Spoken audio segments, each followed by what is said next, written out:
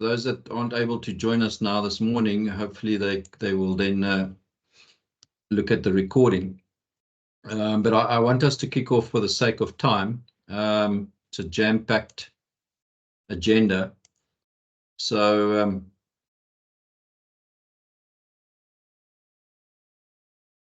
I'd like to just welcome everyone to the session. Oh no, I lost my presentation.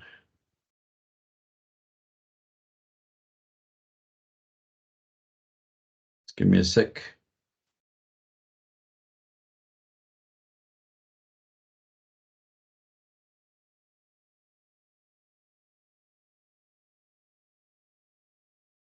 And so what we will be covering today is an update of work with the ARTIMS program and its teams have been doing over the last 2 years with various collaborators.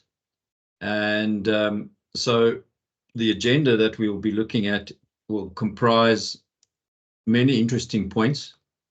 It's jam-packed in terms of time, so I'm going to ask everyone who's presenting to really just keep to the time. We'll have a keynote by our Steercom chair, and that's Odarile Motlacha. And then we're going to jump into what are the trends that's been seen in the market or in the sector. What's the threat landscape? What are some of the standards we need to consider? Where are the gaps? We're going to talk about the security maturity profiling work that was done with the Industry Internet of Things Consortium. Why it's important to get accreditation and how to implement a cyber resilience program or strategy. And then we're going to look at, this is a typo here, but it should be physical security and cyber security, and how those two worlds actually merge together is very key. And we should consider that. And then we'll have an interesting panel discussion with all our presenters and post some interesting questions to them. And you'll notice that we have a Q&A for if time allows it, we have a Q&A for every item for 5 minutes. So with that, I welcome you all to the session, and I hope that you will gain some insights from it. And with that, I'd like to just hand over to our chair, the ARTIMS chair, Odarile, to do a keynote for us. Thanks, Odi. Thank you, JJ. Good morning, all. And it's with great pleasure that today, as the ARTIMS program, we're able to provide you with an update of the work that we've been doing around cyber resilience. As we might have seen, in the past few months, even organizations that spend around 20 billion, over 5 years around cyber security are being hacked. We're not going to mention Microsoft here, but we know it is.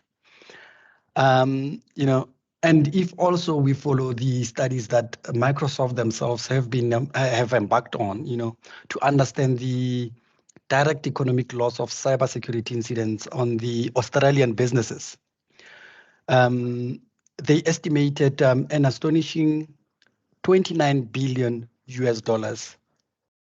which is equivalent to 2% of Australia's GDP. That's the impact that cybersecurity incidents has on the Australian market. And if we look at Gartner, they also did a study, and they also cited that by 2023 there will be about 50 billion loss caused by cyber attacks, and that could also lead to fatalities.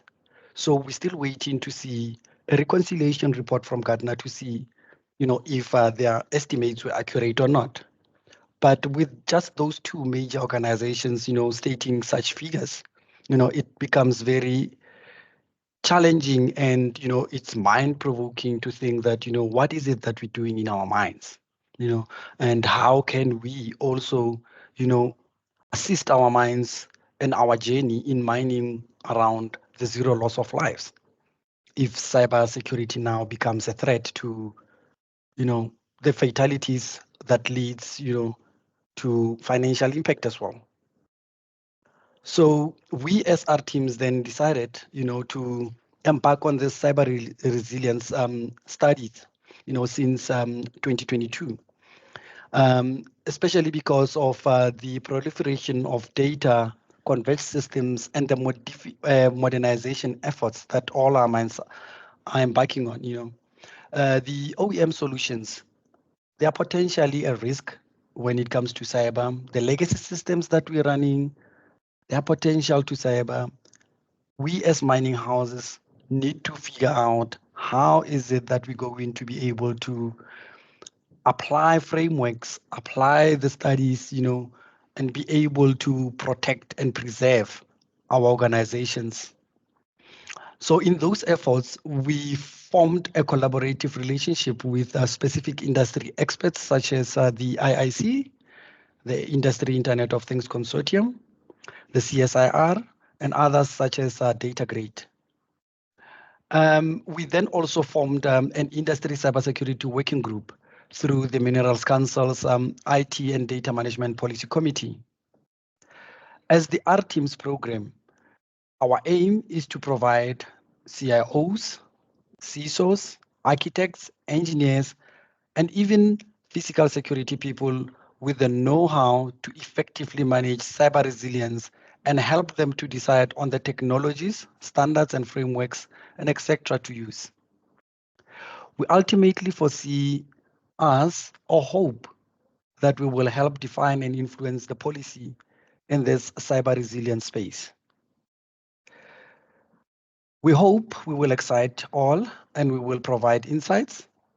And we always appreciate feedback to assist us with continuing our efforts in the right direction.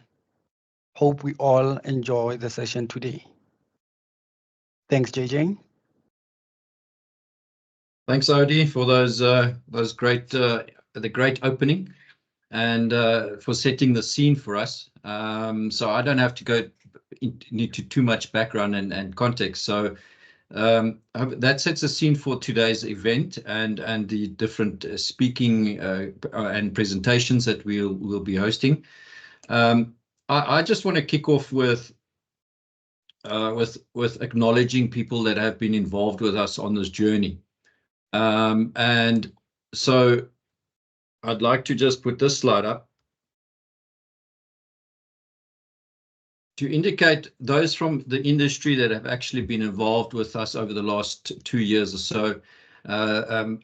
Odi mentioned the cyber security working group that we formed through the Minerals Council.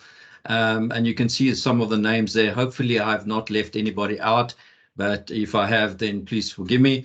And I'd like to get your name on the list as well. But these were a series, the people that participated in a series of workshops that we held over the 2 years, because obviously we wanted to check what's happening in the market with cybersecurity, cyber resilience, and then we wanted to take it back into our industry, share it with our colleagues that you see the names here, and just get guidance, but also in real terms understand the environments that they operate in, and what are the challenges. And so yeah, I think there's a big applause worthy for this group. And then together with our partners, the outputs of this work. So we do acknowledge the industry IoT Consortium. Now, recently, the Industry IoT Consortium has just merged with the Digital Twin Consortium. Incredibly powerful merge. It's just going to be a global exposure to really best practice and thinking out there. And hopefully we will engage with them further. And that's through our membership of the Mandela Mining Precinct. And then we have our CSR partners. 2 of them will be presenting today, Carl Kruger and Lechlo Ledwaba. And then we have our DataGrade team as well, Justin Westcott and Noel. And so, yes, I think we can applaud these people for the great work done. So with that, I'd like to then get on with the agenda and hand over to our first speaker, who is going to be, it's going to be a combined with Justin and Lechlo, and they'll be talking to us about the current trends and gaps from the field. So what have they seen out there? So over to you folks, if you want to share your screen as well, or your presentation. So who's going to kick off, Justin or Lechlo? I will be starting, JJ. Thank you. Thanks, Lefo.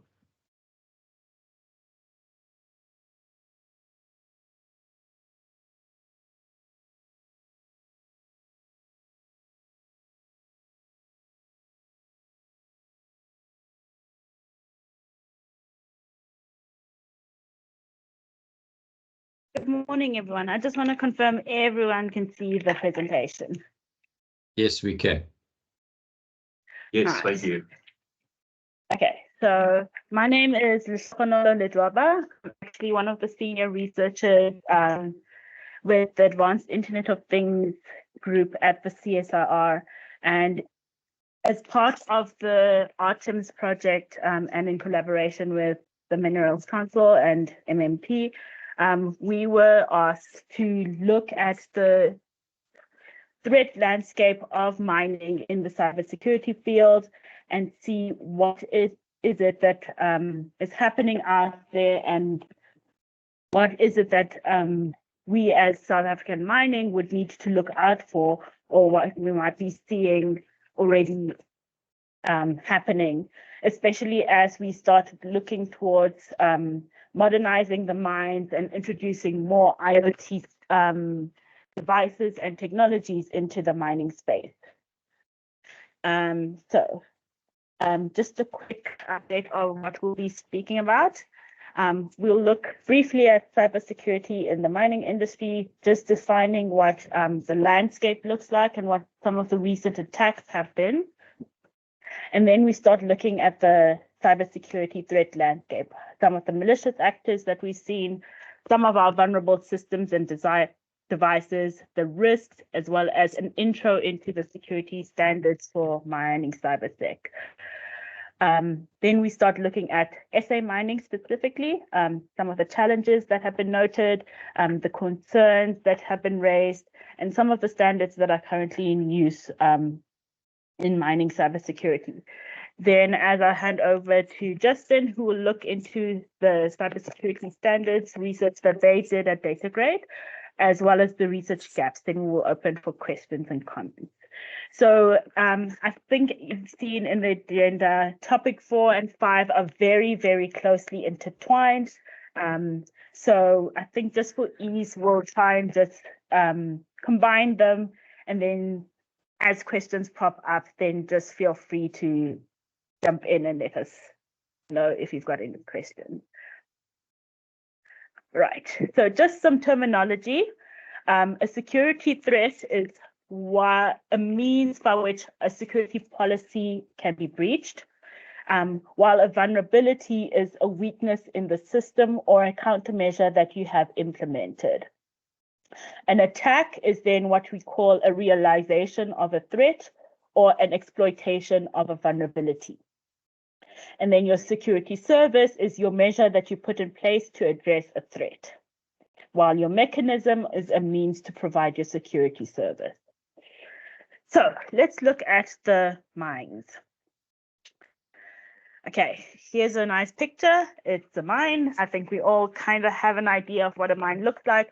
But what is interesting here is the devices that you would not really consider to be entry points into the cybersecurity space in mining, but have been exploited in recent times.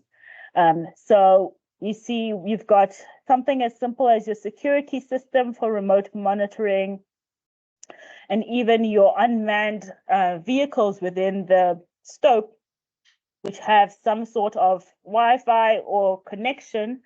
Those are your potential entry points in any sort of security attack. And this goes all the way from extraction up until your refining and transportation, from your GPS trackers, your remote operations controllers, even the warning systems that could be on the miners themselves. All of these are potential entry points into the mining network and could pose a threat to the mining cybersecurity landscape.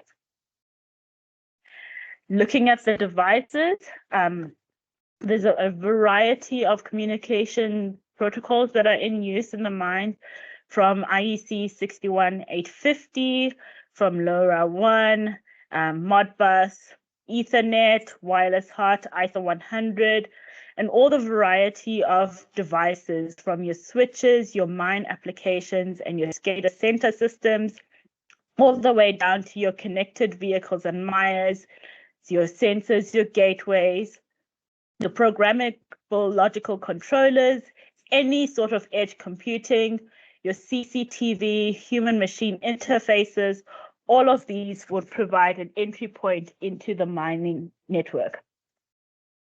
And these are the sort of devices that you would consider when you look into mining cybersecurity. So what have we seen in terms of attacks in the mining industry? So in March of 2019, Norsk Hydro in Norway, they had an infected email that they received from a client, and that stopped their operations at 170 plants as thousands of files on their PCs and servers were locked, and they had financial losses approximating $71 million. Then in 2019, PwC South Africa reported 2 attacks on major mining houses where there were legitimate invoices that were altered to get funds transferred into an account controlled by attackers. And this was owing to security during a migration of your email service to a cloud-based system. Then in May of 2020, BlueScope Steel Australia, which is a steel production, had a ransomware attack on one of their US operations. And they were forced to revert to manual operations just to preserve the safety of their systems, while one of their hot strip mills operations were temporarily disrupted. Then in September of 2021, there's Weir in Scotland, who is a third-party vendor as they produce mining equipment, and they experienced a ransomware attack, which ended up shutting down some of their operations and delaying shipment. This also then brings in additional concerns as to whether the equipment they have produced might not have hidden malware or hidden vulnerabilities as a result of this attack from whatever software that they have loaded. Then in October 2022, there's Arubis in the EU who do copper production. And their attack was actually an attack that was part of a wider attack on the metals and mining industry as a result of the Ukraine-Russia war. So this was a state-sponsored attack which had their systems where they had to disconnect their systems from the internet as a preventative measure. And they reported that a majority of their operations were largely unaffected. So just looking at this, this is about 5 years. In about 5 years, we're seeing more and more cybersecurity attacks coming from the mining industry. While the ones identified here would typically be seen probably at the head office of mining companies, this is just reports of attacks that were, this was just attacks that were reported. There are many, many more cybersecurity attacks that go undetected and unreported. And now, especially, we're starting to see more cybersecurity attacks at the lower levels of the mine, but in the stope level for the IoT devices. So in order to try and identify some of the risks, we looked at 5 white papers from various companies. There was Trend Micro who had put out a report. There's Deloitte as well as a consultancy company. Marsh, who's an insurance company. BSI in England as a standard institution put out a report. And then also PwC. This is PwC International. They had a report coming out regarding the cybersecurity threats that they're seeing. So between all the 5 reports that came out, there was generally a basic awareness, concern, and agreement on the recommendations for addressing cybersecurity threats and risks within mining operations. So generally, this is what was identified in the threat landscape. there's a high degree of loss of pricing and information data, as well as intellectual property theft that they're seeing within the mine. As well as a disruption to the mine monitoring systems, which is a huge safety concern, as well as theft of geological exploration data. And this is a concern when you're trying to establish new mines, where your competitors get your exploration data and are able to establish a mine site before you can. Then they saw that there's also a disruption of critical mining operations. Again, that's a huge safety concern, especially for the safety critical mining operations. And then they're seeing a huge number of unauthorized accesses or loss of access control. Then there's the theft of all reserve and production data. Again, that's between competitors. And then major supply chain disruptions. That one was mainly seen during COVID-19, where we were all scrambling to make plans. But still, even post-COVID, they're seeing, with all the wars coming on, and as well as the increased tensions between various companies and various countries, the supply chain to the mines is a huge target that malicious actors are targeting. Then on a lower level, then we've seen some eavesdropping attacks, looking at real-time status updates of mining operations, security vulnerabilities as a result of third-party vendors and contractors as they bring in their own equipment into the mine.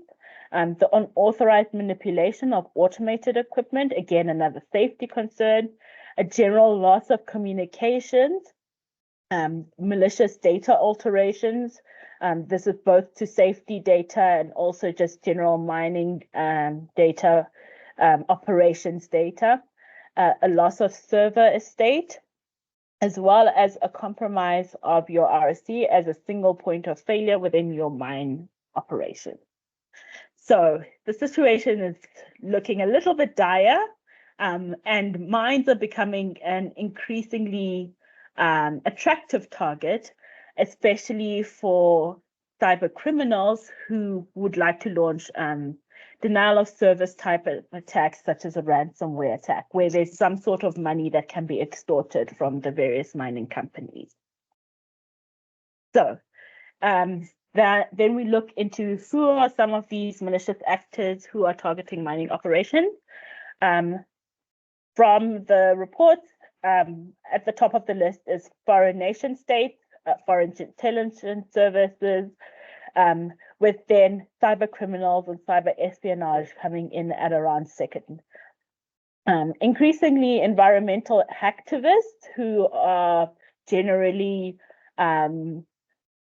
upset and not fans of mining activity and the damage that does to the environment. They are also increasingly targeting mines to disrupt their operations. Terrorist attacks, especially between countries with increasing tensions. Your competitors trying to get insider information. And then employees themselves, your insider threats. This is often unintentional, but if there's also disgruntled employees, they can pose a threat to your mining operations. But often employees and insiders, this is as a lack of cybersecurity knowledge and just owing to unsafe behaviors in the cybersecurity space that employees do. And then again, your third-party contractors and vendors as well, because those are new equipment coming into the mining space that haven't necessarily been assessed for cybersecurity and malware risks. Before I continue, are there any questions? I can't see hands, so I think we're good to continue. Yeah, you can carry on. There's no hands. Lechlo, thanks. Okay. All right. So now we start looking at which areas of mining operations are most vulnerable. Looking at the three analysis, provided by Trend Micro, Deloitte, and PwC. Trend Micro identified vulnerability exploitation of mining cyber equipment. And this isn't necessarily PCs. Again, this is your autonomous vehicles, your sensors, your CCTV, the sensors on your connected miners, your IoT type devices. Often equipment in the mine is not updated very frequently. There's a lack of patch management. So there are a number of vulnerabilities that can be exploited by malicious actors. Again, and this also comes into your unsupported or your deprecated operating systems. I know some equipment has to keep using very, very old operating systems, such as Windows XP, for example, which is no longer supported by Microsoft. So any vulnerabilities in the operating system that Microsoft are no longer issuing patches for can be exploited by malicious actors. And then man-in-the-middle attacks are quite common, especially between two endpoints, and malware-infected equipment being installed into their live mining network. From Deloitte's side, they have seen a lack of authentication for your wireless communications. That's just generally, that's a vulnerability for wireless. And then you've got your poor security practices by your third-party contractors. Again, insufficient security training for your employees, supply chain weaknesses with malware-infected equipment coming into the mine network. From PwC, very similar vulnerabilities, internet accessible OT systems, which lead to brute force attacks or just probing attacks. Use, again, insecure remote connectivity into the networks, missing patches, poor password practices, a lack of segmentation, and basically just weak protection in place between the IT connected networks and your control systems. I saw a hand, I think. Yes, Leslo. Hi, Justin here. Hi, everyone. I just want to add my 2 cents on here, because from a field perspective, what we have often seen, and thank you for this, is the root cause analysis. If you have a look at what the reports are saying in terms of the areas of vulnerabilities, the root cause analysis from a risk perspective, what we do also see is largely that although mines are willing and able and competent to take ownership of those vulnerabilities, to a large degree, operationally, the OEMs, the mines tend to sit with vendor lock-in. And because the mines are sitting with vendor lock-in, there is a huge drive by the OEM to maintain that black box kind of deployment. And so in terms of the vulnerabilities, whilst I fully agree in terms of the vulnerabilities where they are, I think it's also important to note from a risk perspective that the black box solutions, we see this typically with the legacy, you mentioned the legacy systems and all that there is not a general willingness from OEMs to be transparent because of their proprietary protocols and everything else. And that is also something that from a risk perspective, that is why the vulnerabilities also tend to exist. One of the main reasons, not the only one, but one of the main reasons. Yes, thank you, Justin. Definitely. Vendor lock-in is becoming an increasing problem for the mines, because even if, as Justin mentioned, even if mines are willing to do patching to address vulnerabilities, because of the proprietary information, there's nothing that you can do. You rely on your vendor to be able to implement those, that vulnerability management, those patches. So as far as possible, we would like the mines to look at open solutions.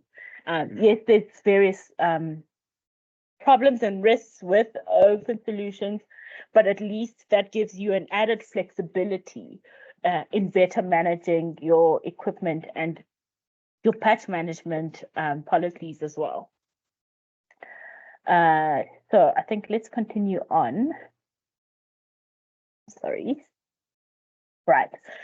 So yes, looking at some of your vulnerable devices in more detail, and your systems as well, we're seeing that basically, there's a variety of systems and devices that are typically targeted for cybersecurity attacks in the mine. The malicious actors tend to go for your distributed control systems, your programmable logical controllers. These are quite popular targets. Excuse me. Remote terminal units are also highly vulnerable. Any communications infrastructure, especially wireless, is targeted for eavesdropping and man-in-the-middle attacks. Your autonomous haulage systems, your command and control systems, even your collision avoidance and geofencing systems. These tend to be what the malicious actors start looking at when they're looking for entry points into the mine. Remotely controlled dozers and excavators, your environmental sensors. I was on the other phone. Your environmental sensors, sonar electromagnetic vibration sensors, anything sensing, because of the way that's developed and because of the resource restrictions on your sensors in your IoT devices. There tends to be a lack of cybersecurity measures in place, and these are highly attractive to your malicious actors. Okay, now just looking at some of the risks that we have, especially in the ore extraction and processing part of your mines. Man-in-the-middle attack, quite frequently seen. This results in a loss of your data integrity. And in the mine, this is a risk for your safety and operational processes, as this could also result in mining data alterations. So this then means that you can't necessarily trust the information that you're getting from your devices in the mines. An eavesdropping attack is a loss of confidentiality. And then from a financial and governance perspective, that's where your main risk lies, as your operations and geological data and your IP are vulnerable to theft. Again, you've got your denial of service attacks. This is where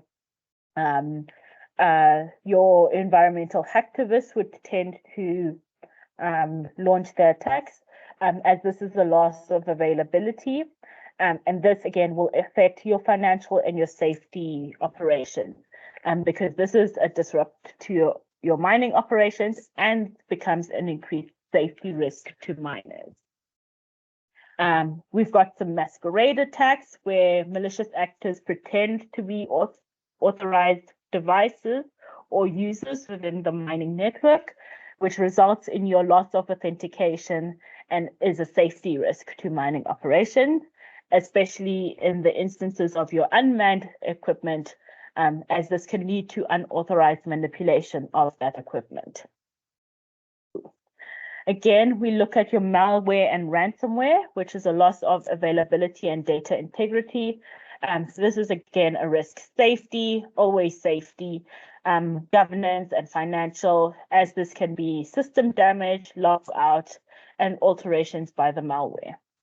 And lastly, we've got your unauthorized access, which is a loss of authentication, which then impacts your safety, your governance, and financial once more, as this is your operations and IP data theft, data alteration, and again, unauthorized manipulation. Right. Looking at some of the cybersecurity standards for mining, and we'll go into more detail about this a little later. On an international stage, we are seeing that mines are looking at your ISA 99, or as it's also known as ISA 62443 series of standards for implementation on their mining equipment, as well as the NIST series of special publications in the 800 series. ISO 100 standards are also quite popular for the mining landscape. And IEEE 1934 is also quite frequently used from what we've seen. Again, ISO 27001 and 27002. I think this is one of the more widely used standards. as well as the CIP cybersecurity series of standards, particularly CIP 0021 and 0091. Then we've also got the Global Mining Guidelines Group, which has a series of guidelines out, not necessarily standards in terms of the traditional definition of a standard, but guidelines on how to handle cybersecurity within the mining space. Yes, and that's it. So let's see what mining looks like in the cybersecurity landscape looks like in South Africa. So some of the challenges in SA mining. We've seen that we are having an increasing problem with illegal mining, especially in abandoned and some active mines.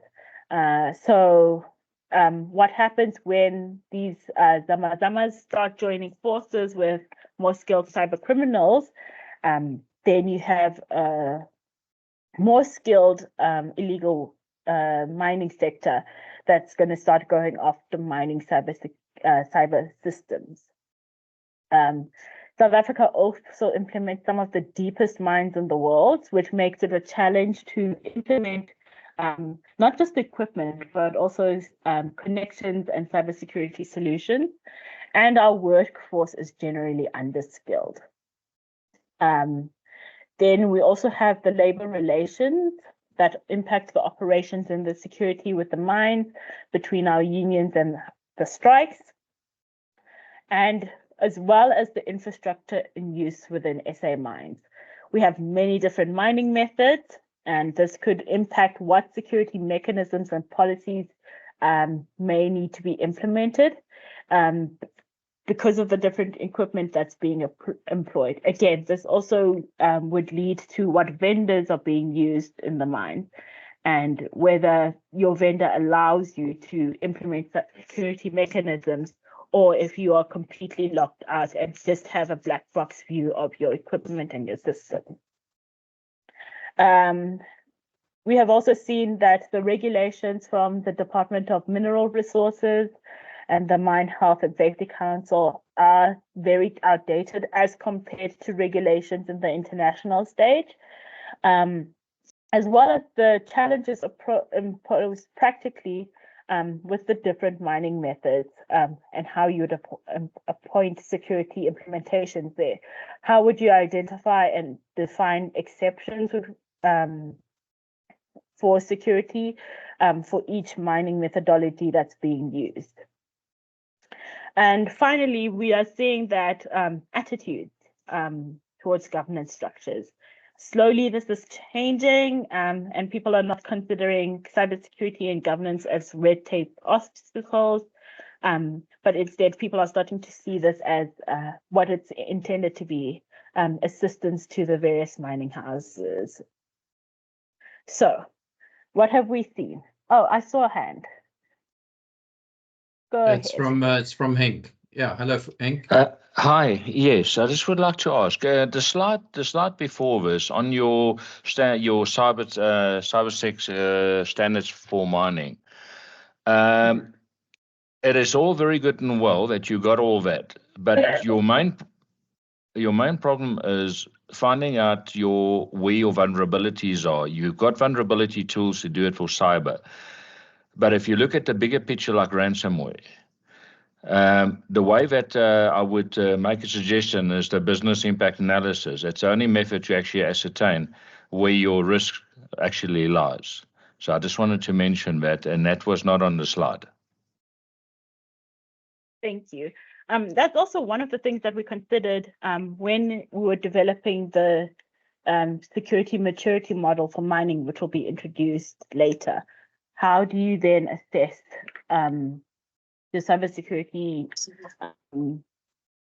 standards, your risks, where to implement? So we will be talking about that later and how you would go about doing that and the analyses that you could use. Thank you. All right. So Leflo, you have about 2 minutes left, and then we need to leave 5 minutes for questions because we've used up item 5 and 6 on the 4 and 5 on the agenda. Okay.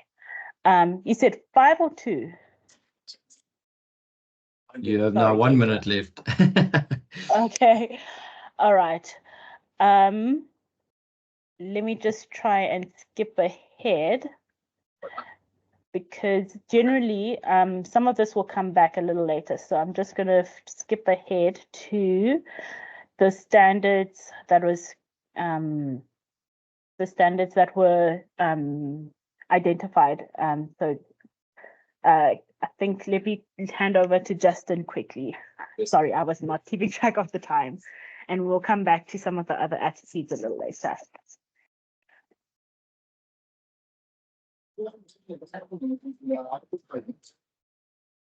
Hi everyone, Justin here. Thanks, Leslo. I My think you apologies.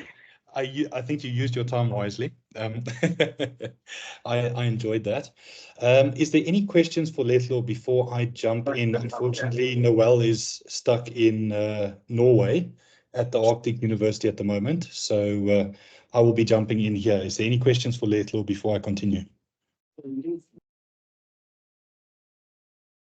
I don't see any hands. So are you going to be doing the standards and gaps item 6 on the agenda as well?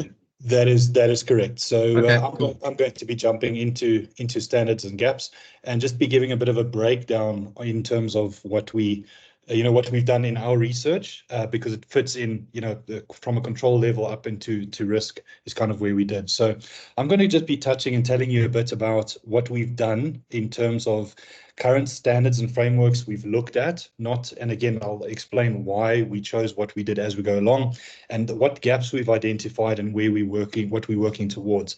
So in our approach towards identifying gaps in standards and frameworks at the moment across various, we had to kind of draw a specific scope. So because there's a plethora out of them, and Henk touched on and he mentioned in the chat as well, the ISO series and a whole bunch.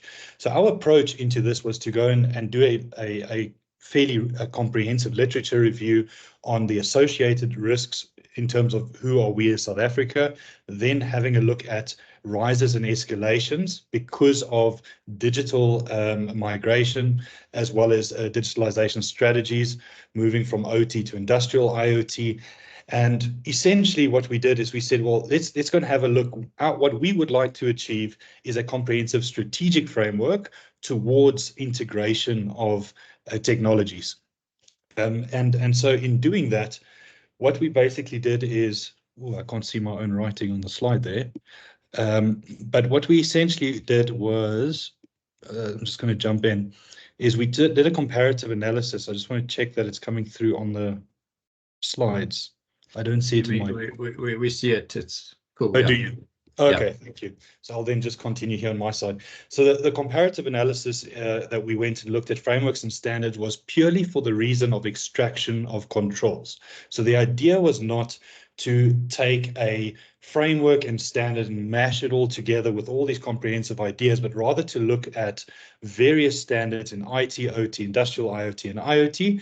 And from that, we having a look at obviously some leveraging others, and eventually it becomes like a spider web. So we started with King 5, and we looked at NIST, went into the ISO series selectively, not comprehensively, that would have taken forever, but selectively looked at the ISO series, and also, as you would have seen, the NERC CIP.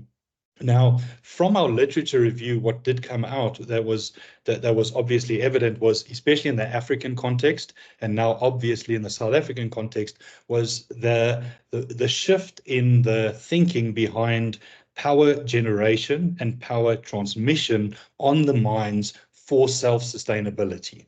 And so that's why you will also see when this is finally released, is that there was a drive to rather give certain priorities towards the NERC CIP controls as well. We did the obvious ones in terms of NIST, and ISO IEC has been already mentioned by Leslo previously, including ETSI, the IoT Security Founders Assurance Frameworks, and then looking at the Industrial Internet Security Framework, which was a no-brainer, right? I mean, we know about the relationship we have, and we broke each of those down into the specific overviews of those various frameworks and standards. We identified the specific objectives and mapped those objectives back to the objectives that we felt the mines would be able to extract out of that. And then, according to the capabilities of the different frameworks and standards, we mapped the advantages and disadvantages.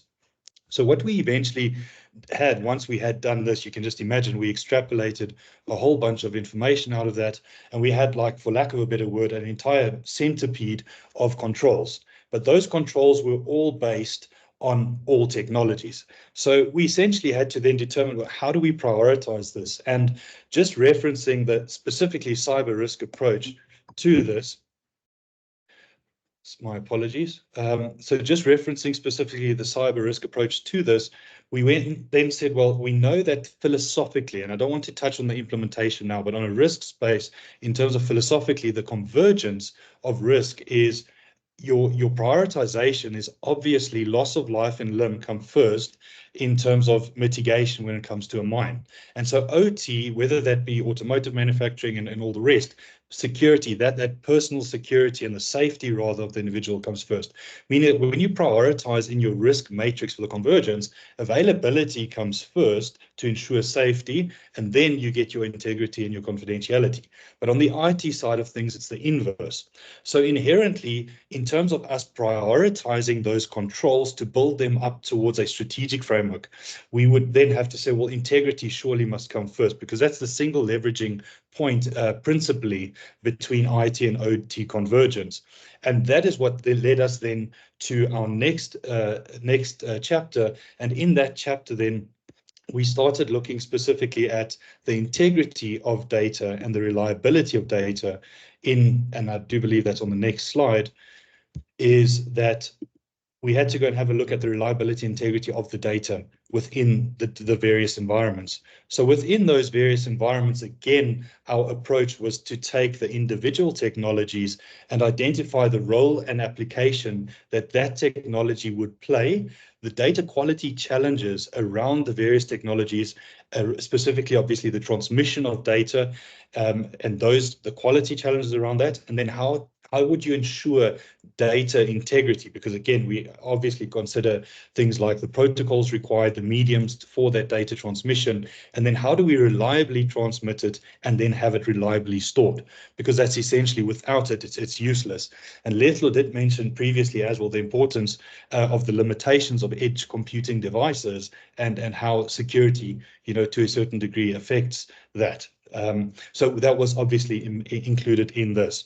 Further to this, once we had completed that and identified some sort of a model that would allow us to prioritize all of those controls relative to integrity first, it allowed us to propose a very specific design.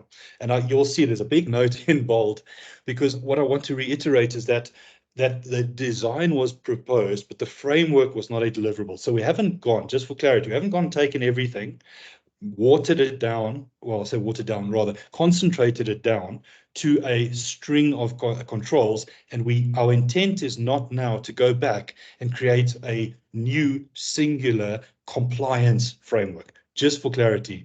But the scope is focused on the strategic value.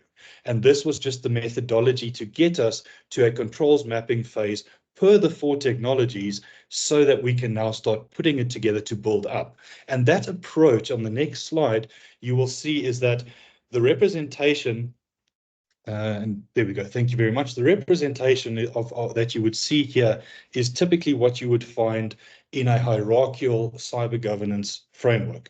And that would mean that, and we do find this operationally quite a bit, is that you have governance, risk, and compliance that focus on those policies, the control objectives, the standards, the guidelines, and all these wonderful things with specific internal and external influences. But then on the other side, you've got this operational drive that needs to produce certain metrics whilst managing risks and specific threats.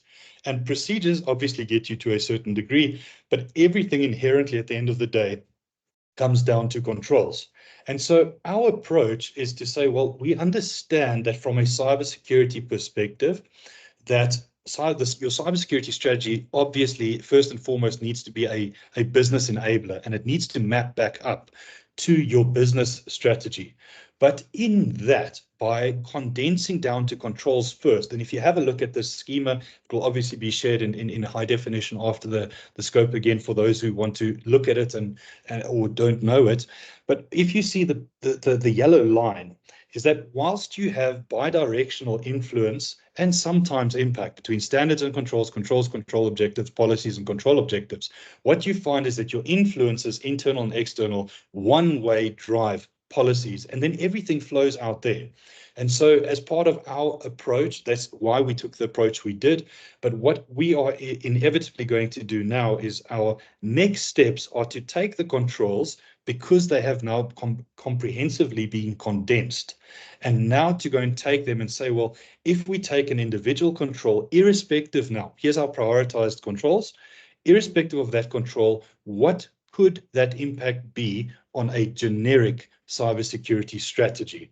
And so for that reason, in order for us to get to that part, you will see on the next slide that with this approach, we have set up a specific questionnaire of 60 questions in order for us to gather more information from various obviously, we've got existing relationships with certain mines, and this is also open to anybody else who's willing and able and would like to be part of this, is that we do need more volunteers. We always, we prefer constructive criticism, and that questionnaire of 60 questions is going to guide us to determine how do we go forward from here. According to what we've done, these 60 questions give us your ideas and your perceived efficacy of this proposed strategic framework, and does it or does it not align with industry needs, and if not, how can we change that? So this is how we've taken a controls-based approach, skipping the the compliance framework, the cyber risk compliance framework, but rather trying to map it back to strategic, because it doesn't exist in traditional frameworks when it comes to cyber resilience frameworks. So that is what we've done so far. This is where we are now. Our questionnaires and the results from the questionnaire will influence and impact any changes in the next phase. And out of that, then we will be sitting with hopefully what is a fairly comprehensive starting point for a controls-driven strategic framework for the mining industry, as obviously you have seen up until now.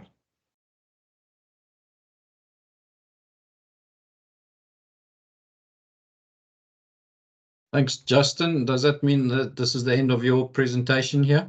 That is correct. I tried to make up a bit of time to leave more space for questions and comments. So I'm just going to leave it there. Please, afterwards, if anyone, my email is there, or via JJ and the team, you can also contact us. Anyone who would like to be part of that and willing to volunteer, as always, constructive criticism is the best. So we'd really appreciate any inputs through the questionnaire. Great. Are there any comments and questions for Lehlo and or Justin at this point? We do have, Justin has salvaged more than 5 minutes for us. Thanks, Henk. Go for it. Apologies. I wanted to actually give my thumbs up. I'm all good, but I'm a bit skewed with buttons. Apologies. I'm all good. No problem. Thanks. Okay, I don't see any other hands or comments in the chat. So let's just see. There's one now that's popped in. Let's have a look quickly. Yeah, we'll share the presentation in Tombi, and we'll also actually make the video recording available to. I think this needs to go far and wide within the industry. As I mentioned, more than 80 people registered. We only have 33, so we really need to spread the message about the importance of this and the impact. Right. So our next item on the agenda. Let me just share it again.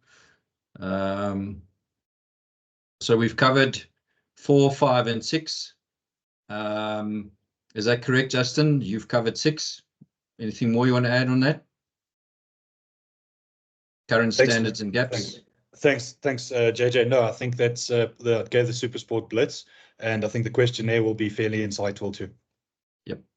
And yeah, we will make the reading material available as well, the reports, the slide deck, etc., where there's a lot more detail. So our next item it's back to Lehlo, and she's going to brief you on the security maturity profiling project that was done for mining, and this is where we partnered with the Industry Internet of Things Consortium.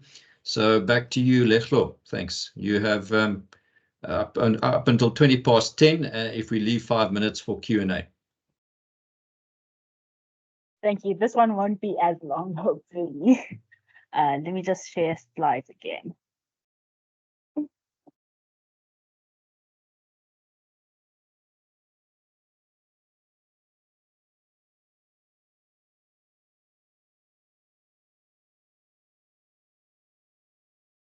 Come on, PowerPoint.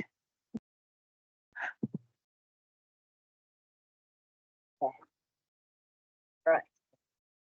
So as part of the Artemis project, we partnered with the Industrial Internet of Consortium to develop a security maturity model for the mining industry, so that there's a guideline out there which the mining industry can use in order to assess where they are in their cybersecurity, and also to assess how they can improve their cybersecurity. So just as a brief introduction, well, a brief recap, some of the concerns that we had noted in various interactions with the mining working group with the IIC, as well as the cybersecurity group at SAMI, was that the mines were having concerns with the ease of change in implementing cybersecurity, the device management of the devices within the mines, as well as having more security awareness and training. They were noting that the OT maintenance cycles are not future ready at the moment, with various audit controls that are going to need changes, especially as we start seeing the IT and OT space converging in mining, amongst many, many other concerns. So who is the IIC? The IIC is an international organization who are currently aiming to accelerate development and adoption of the industrial internet in a sort of semi-standardized manner. They are not a standards organization, but they have a number of frameworks and guidelines out there which are being rapidly adopted in the industrial internet space. So they work with a common understanding of the industrial internet and its benefits, and promote the use and development of standards, frameworks, and guidelines towards implementing and using the industrial internet. And this is not just in mining, this is across various application fields. And as JJ mentioned initially, they have now joined with the Digital Twin Consortium. So I expect that we'll see a lot more coming from them as their position strengthens. So the IIC, they rely on collaboration between various stakeholders. They work with companies, various universities, government agencies, and research institutions in the development and use of industrial internet standards, frameworks, guidelines. So they get a lot of opinions and they get a lot of viewpoints from experts in the field. They also encourage the development of test beds and demonstrators, which can be used to better understand the benefits and challenges of the industrial internet. So what is the SMM? So this is the security maturity model. The IIC has a number of them, a general one, as well as some various application specific ones.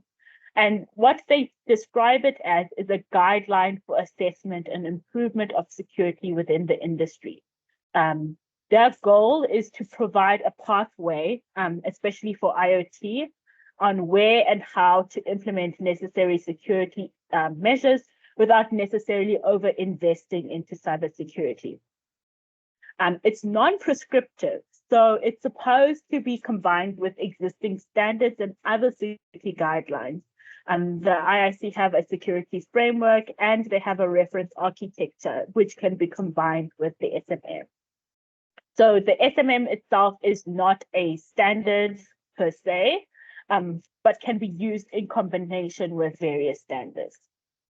It's used as a tool to assess the effectiveness of existing and future security measures, and it looks at comprehensiveness, which is the degree of depth of your security measures, combined with scope, which is the degree of fit to your industry or system needs.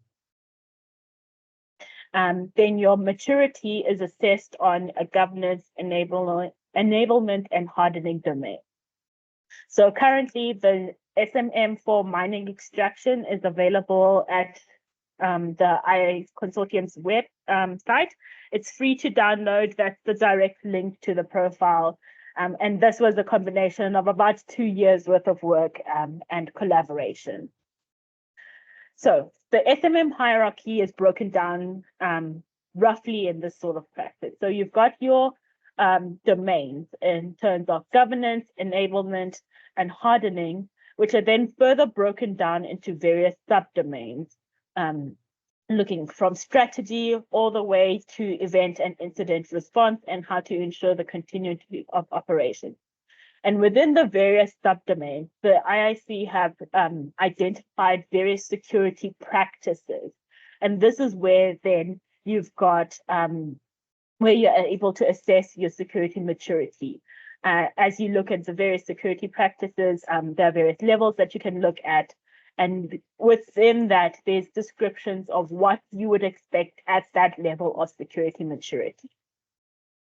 So some of the main concepts for the SMS is comprehensiveness, which is, again, the degree of depth needed for a security practice.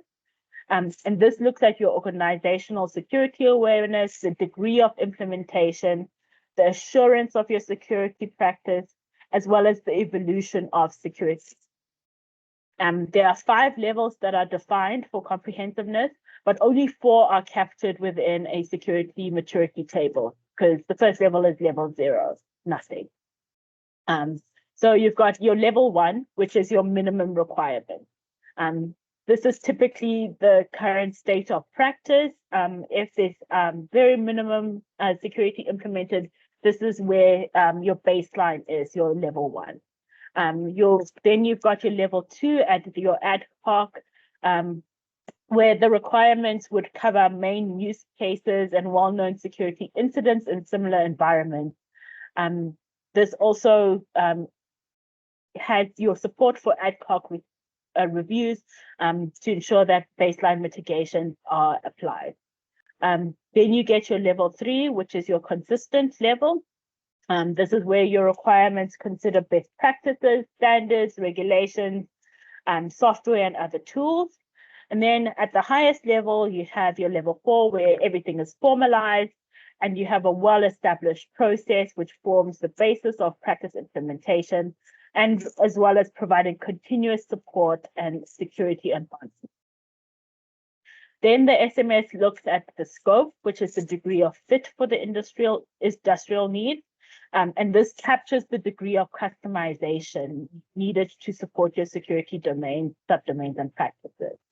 There are 3 levels defined. You've got your level 1, which is your broader scope at general. This would be implemented in computer systems and networks without any sort of assessment to the relevant sector. Level 2, you've got industry specific, which is considering sector specific issues. And those particular components and processes that are vulnerable to attack. And then you've got your system-specific scope, my apologies, which is looking at specific organizational needs and the risk trust boundaries for specific systems. The IoT SMM for mining was basically developed at a level 2 scope, looking at industry-specific needs. But you could always then further develop that for system-specific needs if you need to within your organization. Again, there's a link at which it is provided. And this was, again, developed in collaboration with the IIC's mining working group, with regular feedback sourced from the SAMI Industry Cybersecurity Working Group. And the main consideration here was, what would be needed to better protect the various elements of cybersecurity in mining? That was the overarching idea regarding this profile. So I'm going to swap over now and try, if I can, to show you what the SMM currently looks like. So while Lechlo is doing that, I just wanted to add that in this work that we did with the IIC and developing the SMM profile, it became apparent that we cannot really talk about cybersecurity without considering physical security. So those two worlds also now need to consider merging and talking about these security issues, whether it's cyber or physical. It's no longer just an IT problem or responsibility for that matter, but it also relates to physical. So, but we will be talking about it in a more on the next agenda item 9. Yeah, so I just wanted to raise that. Okay, so hopefully on screen you can see the PDF, and this is the front page of the mining extraction profile. It was published early Feb after, again, about 2 years worth of work. We started this back in 2022 and continued through 2023 for this to now come out and be published in 2024 for everyone to use. And it has a lot of preamble, which you can see is just defined by the IIC, explaining the model and how the various things are described, what the domains are, how you look at your enablement. And this is consistent across all the SMMs. And then we start getting into what we look at in mining. So we looked at defining the scope for the SMS, looking at the security considerations, looking at how mining is conducted, your ecosystem, your architecture, your risks. There's that picture again that we had seen. And this is now where you start putting together the scope of your SMM and looking at the various devices and your vulnerabilities that you would see specifically in mining. Then after that, you start going into your profile tables. And this is what you would use in order to assess your security maturity within the mine. So for, let's say, the security program management practice, this is what one of the tables would look at. And because it's an industry specific scope, you look at your comprehensiveness level 1, and at this comprehensiveness level, you would then just identify the current state of mining security for your safety audits, which is probably something that happens already as part of auditing practices. And then it then describes what you would need to do at this level, which at level 1 would just be an assessment and comparison of your current state and policies within the organization as part of your safety assessment. You look at your security program, you look at the management of your security program and who it's done by. So at a level 1, you would typically have this being done by your mine engineers if it's implemented. Then as you go up in maturity, then you start looking at, let's say at your comprehensiveness level 2, you would have your IoT security training being part of your SHEC qualification and onboarding. So that's where you start seeing that cybersecurity starts becoming part of your typical practices within the mine for safety and security. As part of your onboarding, as part of your qualification. And then as you go up in your level 3, then you would establish an organization-wide security training and compliance requirements. And this is where you start seeing standards come in. So at level 3, your mines would implement standard available security standards. We just give some examples. Like I said, the SMM doesn't prescribe. This would be determined by the mining houses. And then you would identify your appropriate security controls as well. One of the ways you could do that is you could look at the Center for Internet Security. They have critical security controls that they have defined for measurement, monitoring, and reporting. But that's just one way that you could do it. And once you reach a comprehensiveness level 4, this is where you've got an automation of your IT/OT security training and certification, with refreshers being offered to all levels of your mining organization. from the people working within the mine scope all the way to people working at head office. And this is where now, in order to achieve that, you would have like adoption of IT and OT security training software with some sort of standard certification and with periodic reminders. So it's all automated at level 4. So you can see it goes from the bare minimum, what is current state of the art practice, all the way to automation of your security practices. And this is the theme throughout all the tables. There was specific care taken to look at what happens within the mine, to look at the processes of the mine, and to look at the safety requirements of a mine, and take that into consideration when developing the table. With previous SMM tables that have been developed, safety wasn't as big a concern. But with the mining industry, because we're working with people, we had to ensure that safety was taken into consideration in all the tables and in all the practices for the SMM. So yes, that is available for you to look at your leisure. We hope that you would adopt this as part of your business practices, as we try and unify cybersecurity within the mine. So I'm just going to shift back to my presentation. And we look at some of the advantages and limitations of the SMM. So, I mean, looking at our advantages, it gives you a general framework in order to identify areas of improvement. And then it also assists you in developing your security plans to reach your next levels of maturity. So once you've assessed where you are in terms of your current maturity, and you can see what needs to happen to reach the next level of maturity, then you can develop organizational plans in order to be able to achieve that. And you can do it according to your organization's budget and ability. And you can also then assess maturity over time. What are some of the limitations? So it's not a standard. So it has a certification process, but that's issued by the IIC, but it's not a formalized international standard. And it does not guarantee security of the system, as the final details are left to the organizations and the targeted maturity levels that they have identified. Also, some industries are a bit more specialized in the general SMM, as we saw with mining. So there is a need to alter some of the levels to make it more suitable for the context. For mining, we've done the work for you. So we feel that the mining profile is ready to go and be used by the mining industry at any point.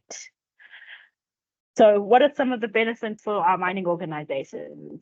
So this now provides you a mechanism to engage with clients or contractors or your board of director about cybersecurity prior to any new developments being done within your mining IoT infrastructure. And then again, you've got a general guideline on what maturity levels to aim for any in development tech, either in-house or in outsourced. It's a relatively simple mechanism to use regardless of your speciality. So it allows a lot more people to be able to engage with IoT security, especially in the mining ecosystem. Then it also allows us to be compliant before the SMM becomes standard IoT practice, which is ultimately the IIC's goal. And it then provides you a mechanism to track and improve your security over time, as this then becomes, especially between versions of mining technologies. And it's a unified mechanism for security assessment across all spheres of mining. And that's me done. Any questions?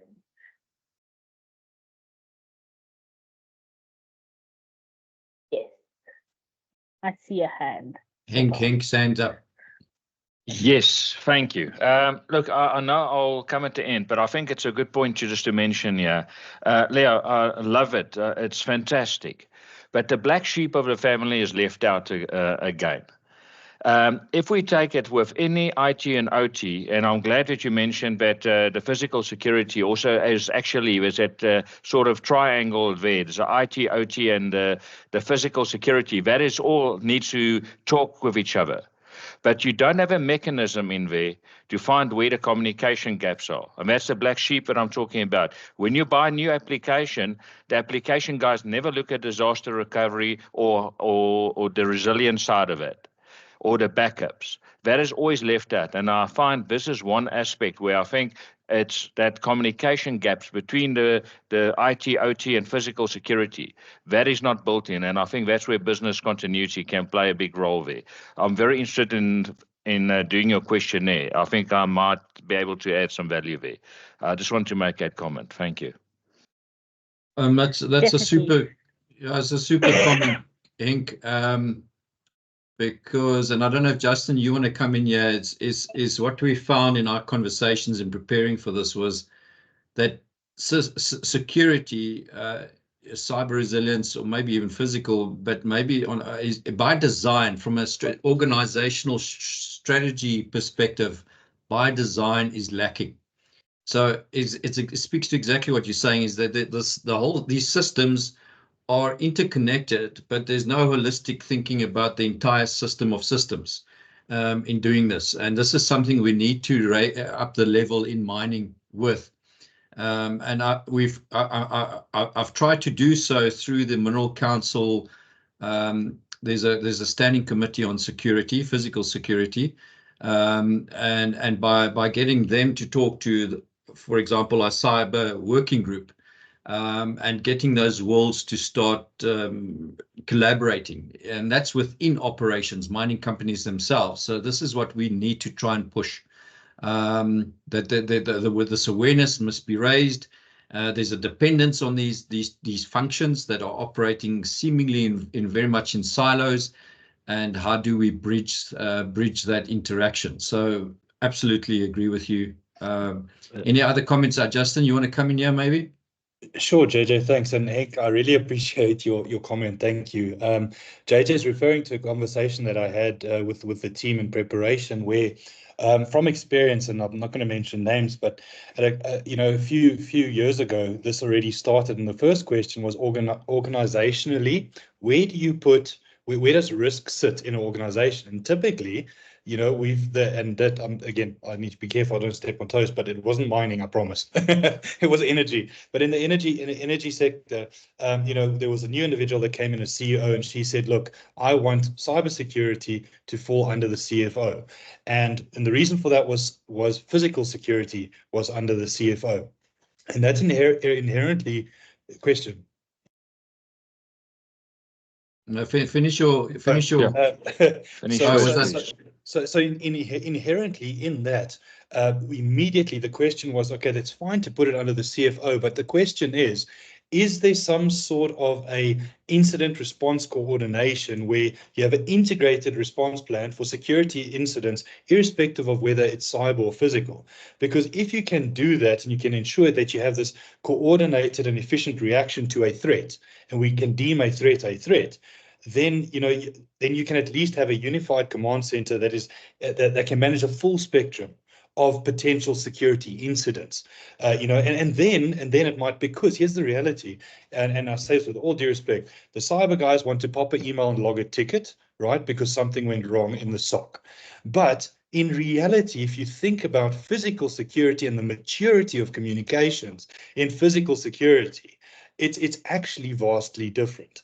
So you have different communication mediums, and the discussion that we had back then already is, why aren't we looking at comprehensive incident response coordination and then triaging and all the rest? So that's just my comment in terms of discussions we also had previously. Henk? Thank you. And I think this is, that is fantastic, Justin. I think I'm going to follow on you there. You see, that's why business impact analysis is so important. It doesn't have boundaries. It goes about the business, and that's why it can go across, and it does two things for you.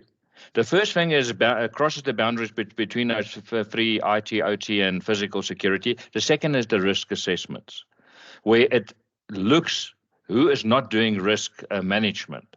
And I think that is the most important, the business impact analysis. Thank you. Yeah, great comments there. Okay, can we move on then to the next item? So if I just share the screen again, which it flows then, we've now covered, Lechlo's covered item 7, and it then flows into item 8, which is the importance of SMM accreditation and implementation. So Carl Kruger is going to share some thoughts on this with us. Thanks, Carl.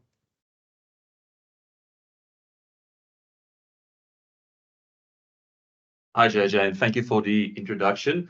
I'm just going to give a second for my presentation to come up. Thanks, Matumo. I see your question there. Is it possible that we use machine learning with SMM? Lechlo, you want to answer that one quickly? Sure, not a problem. Yes, it's completely possible to use machine learning with the SMMs. As we were going through the final review process, one of the things that was brought up was the use of artificial intelligence and machine learning as part of your comprehensiveness level 4. So, again, the SMM is non-prescriptive. So whatever you deem is necessary to reach comprehensiveness level 4, if that's machine learning, then you can implement that as part of your level 4, or even if you would identify that as your level 3. That's the beauty of the SMMs. It's entirely flexible and completely up to organizations to determine what is it that they want to use in terms of tools in order to reach that level of maturity. So yeah, entirely possible. We had already started looking at it in the review process, but then ultimately felt that it's a little bit out of scope for the SMM because we don't want to start prescribing tools for the mines to use. We still want to leave it up to the mines to determine what it is that they use to guarantee that level of maturity. Yeah, great. Thank you. Okay, Carl, over to you. Right. Thank you, JJ. So good morning, ladies and gentlemen. I'm going to talk to you a little bit about the importance of the SMM accreditation and implementation. So in my introduction, I would just like to start a little bit by talking about the cybersecurity landscape and how it's become so complex and ever-changing. It's just mind-boggling. The moment you think you have a grasp of something, it just new technology, the Internet of Things comes into play, AI. It's just getting really difficult for people to engage with cybersecurity as a whole. And we've decided to, at the end of the day, deciding where you want to focus your security resources can be quite a challenge. So that's basically where the SMM comes in. Security maturity model provides you a path, basically, for communicating with the various business stakeholders, and also allows you to take strategic steps in attaining the necessary support to move forward with a comprehensiveness security roadmap. Now, a new thing, well, not a new thing, but something that's quite prevalent currently in the mining industry is this push behind the digitalization of the extraction process. And this has now unfortunately resulted in a trend where we have several loosely coupled bespoke systems. And these systems are now also then being used for industrial process control.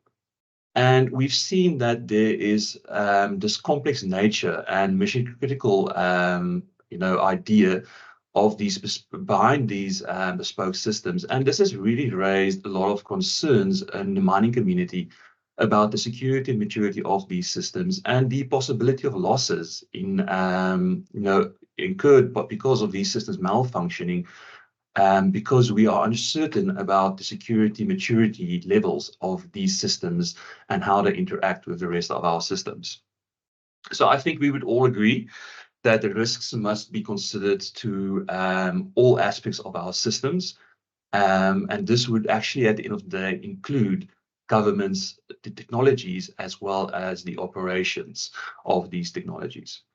And that is where the security maturity model from the Industrial IoT Consortium comes in.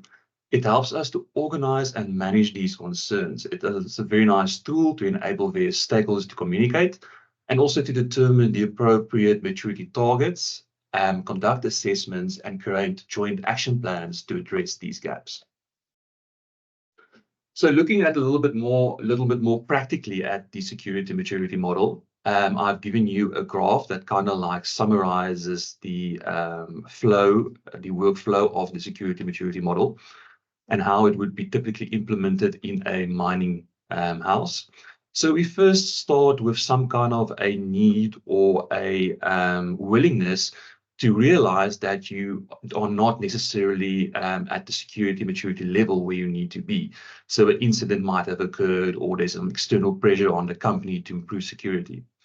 So what we then do is we first go and we establish the security maturity target. And this usually happens at the business level.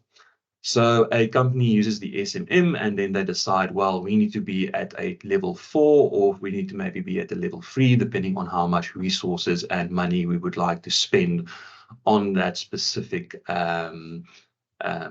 practice.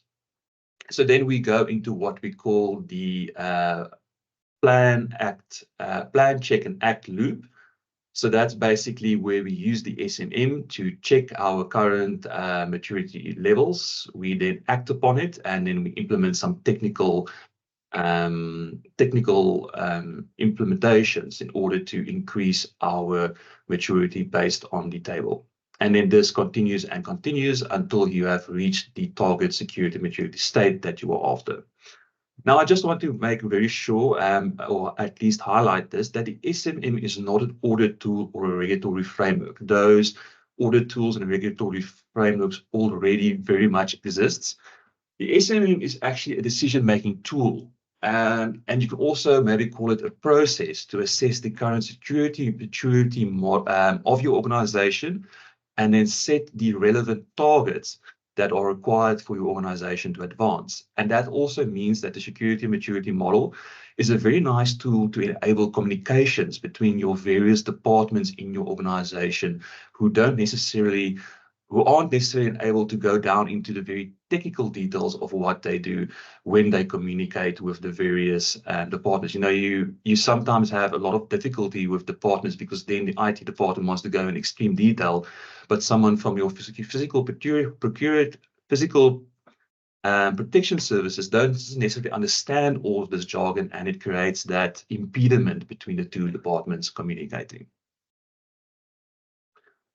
So on my next slide, I'd just like to run through with you a very, very simple example of how the SMM would be used in a physical security breach situation.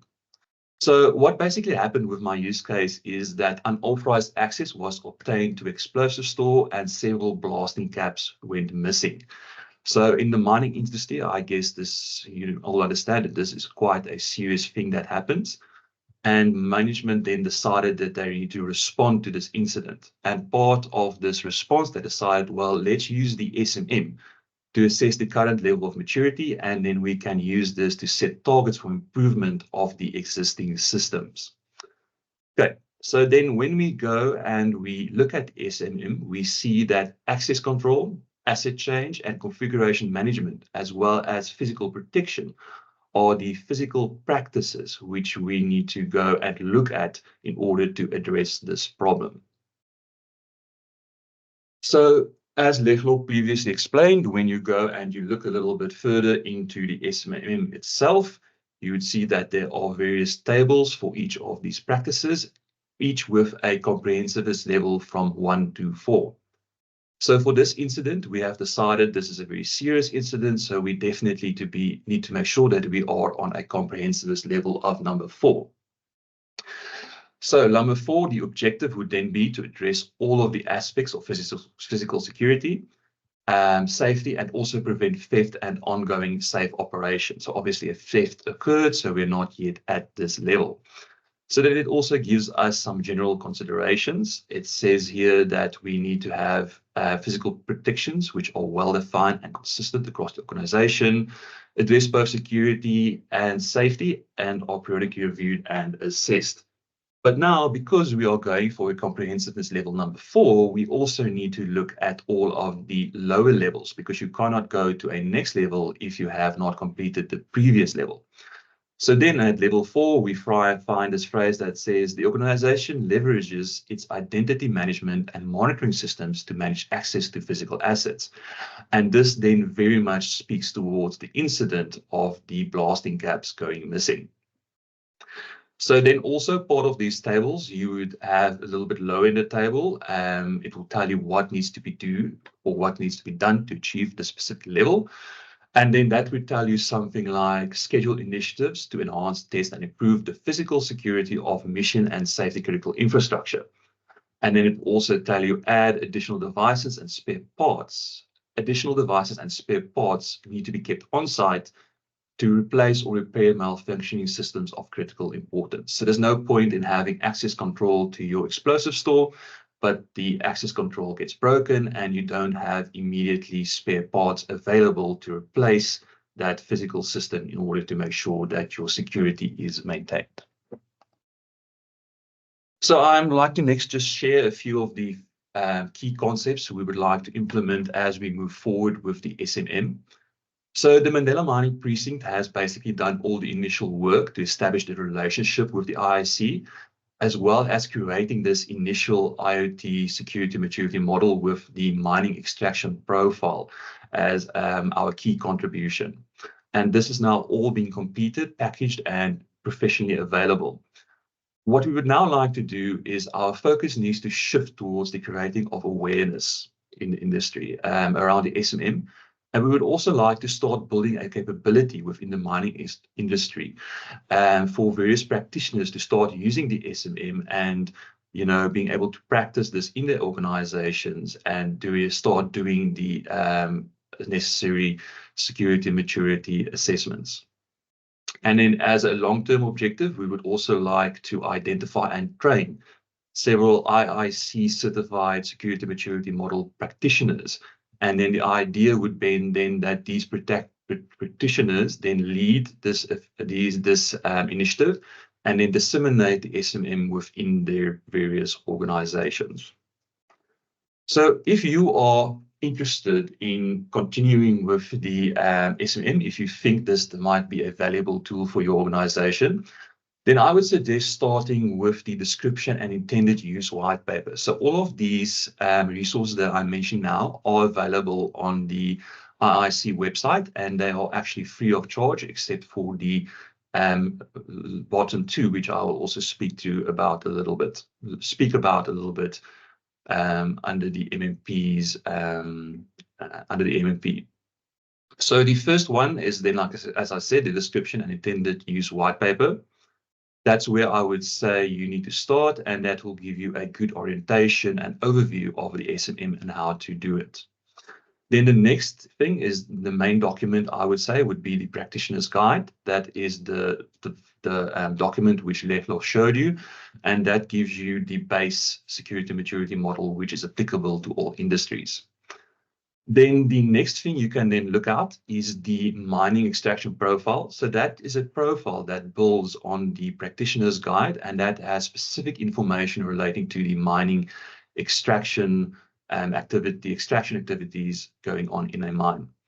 Then a very nice tool on their website as well is the fundamentals course. It's an online interactive course that you can take, and it has videos and questionnaires which you can then use to test your skills.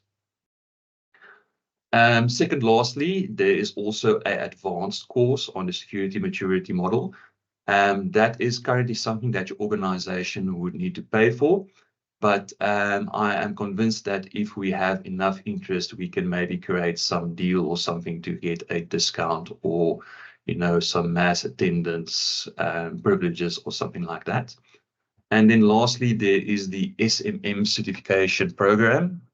This is currently in its development stages, but we would like to see if we can get some industry partners as well as people from the MMP, CSIR, and Datagrid to attend the certification program in order for us to be able to claim that we are SMM certified. So, ladies and gentlemen, thank you very much for your time. I really hope this was an informative presentation, something that you can take back to your organizations and think of implementing. I think let's go over to questions. If there are any questions, please go ahead.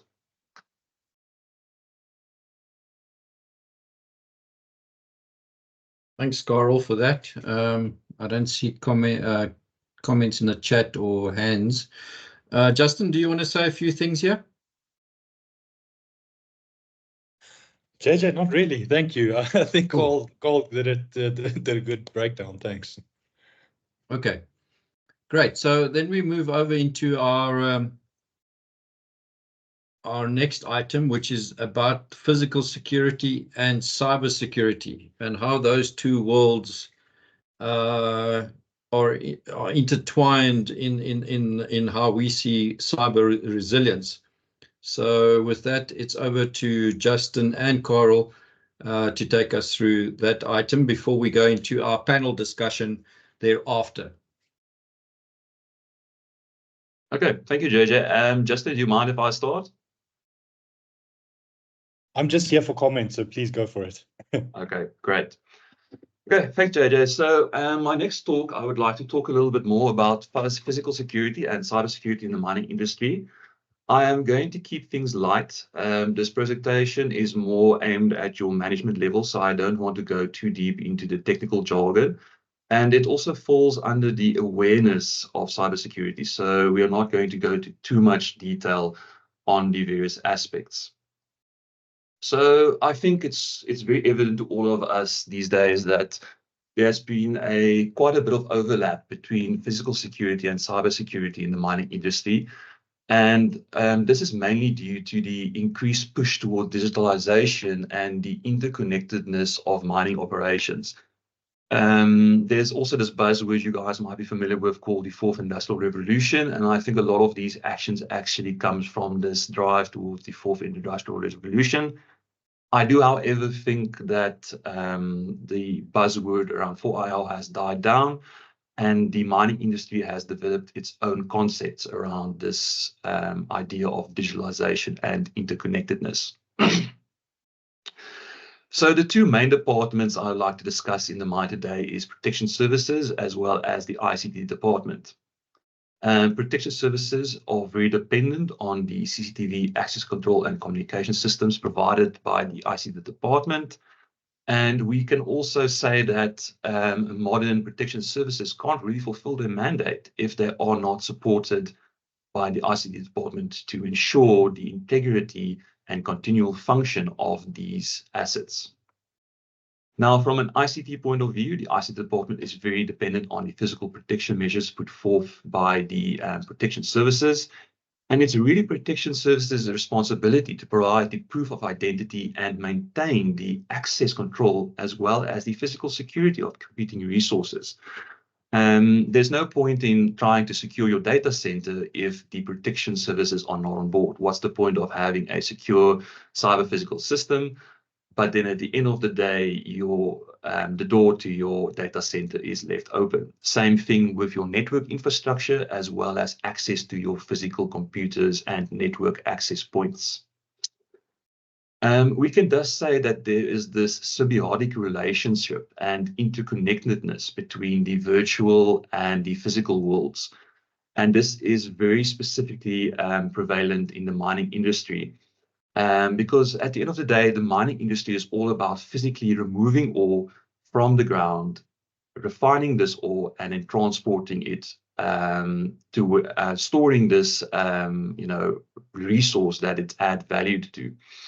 So it's definitely not like a normal company or a software company where everything is in the virtual space. They create some ERP software, sell it to a company, and it lives on a server somewhere in a data center. And then obviously, of course, the mining operations are notoriously known for operating in silos, and there is very limited information flow between the various departments. And at the end of the day, this results in a very suboptimal physical and virtual protection implementation. It is just not ideal, especially with all of these interconnected systems now popping up. So what I thought would be of interest would be to see if I could find some of the key areas where the intersection of the physical and virtual world takes place. And I came up with a few bullet points, which I'm going to discuss now. So the first one is integrated operations. So modern mining operations, they obviously rely quite heavily on integrated systems, and these integrated systems connect physical equipment such as sensors, control systems, and various other SCADA systems. And this basically dramatically increases your possible exposure to threat from a cyber attack. And we've also seen lately that cyber attacks are not just cyber attacks anymore. They are very successfully combined with physical attacks, which then work together to exploit the various systems. Now, another key area of intersection is also critical infrastructure. So a mine is full of critical infrastructure such as processing plants, transportation networks, and power supply systems. And these systems need to be secured both from a physical as well as a cyber point of view to ensure uninterrupted operations. Now, as we all know, mines can be quite geographically large. They can be over quite a large area, and not all these areas are properly secured. So there is quite a bit of opportunity for physical intrusions to take place, which then again creates a risk of a cyber attack launched from inside of the organization. Then data security is also an important point here. Mining companies collect a large amount of exploration, production, and logistic data. And to ensure that this data is safe, such is a very important thing that needs to be addressed, not just physically, but also from cybersecurity. So a few weeks ago, my team actually had to go for our annual medical screening. And I just realized again that the mine actually, has a lot of our personal information that they are obtaining and storing. And, for me as an individual, this is quite sensitive information, and information which I definitely would not want to have exposed in a data breach. Okay. So then there are also what I call supply chain risks. And the mining industry relies quite heavily on equipment, materials, and services provided by external contractors and suppliers. And we really need to start looking at how if there's a cybersecurity compromise at some of these service providers or contractors, how this affects your operation as a consumer of these services and what it means for your organization's risk at the end of the day. Then one we are all aware of is regulatory requirements. So from a physical safety point of view, we have quite a few of those in South Africa. And then we've also lately got involved with POPI. Our POPI applies. And then there are also a few others which we can then go and look at. But regulatory requirements are quite well known within the industry from both a physical and cyber perspective. Then one big one as well is new emerging technologies within the mining space. Those would be your autonomous vehicles, drone, and IoT devices which are now being used more and more in the mining operations. And these could introduce quite a lot of security challenges which are previously unknown. So the various malicious intents or the ways of getting unauthorized access to these devices still need to be tested and made common knowledge. And basically, when we look at this, securing these devices really requires a holistic approach that addresses both the physical as well as cyber aspects of the system. And then lastly, but probably the most important, is the human factor. I think humans are usually the part which we cannot control and are of most fallibility. So humans actually play a very critical role in maintaining both physical as well as cybersecurity. And that's why training programs and awareness campaigns are essential to educate personnel about the various risks and practices for mitigating them. And then very important here, and something which I haven't mentioned in the slide, is also that human entities within your organization could also be malicious actors. A external firm might bribe, or external entity might bribe one of your employees to insert a memory stick somewhere in your organization. So it's very important to not only secure from the outside inwards, but also from inwards to the outside. So I also just would like to have a quick discussion on industry incidents, which I think are related to this work.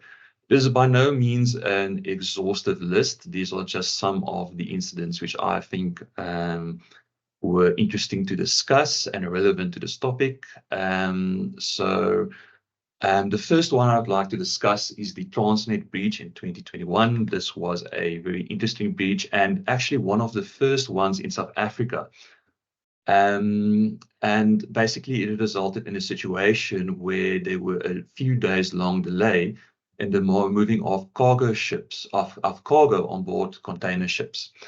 And then we can actually think of this as the first operational integrity of the country's critical maritime infrastructure issue, where this has been severely disrupted. And, you know, this at the end of the day is one of the largest breaches in South Africa when it comes to physical security, where there was an impact on your physical infrastructure. Then a very well-known one, and one that received quite a lot of publicity, was the Rio Tinto cyber attack in 2021.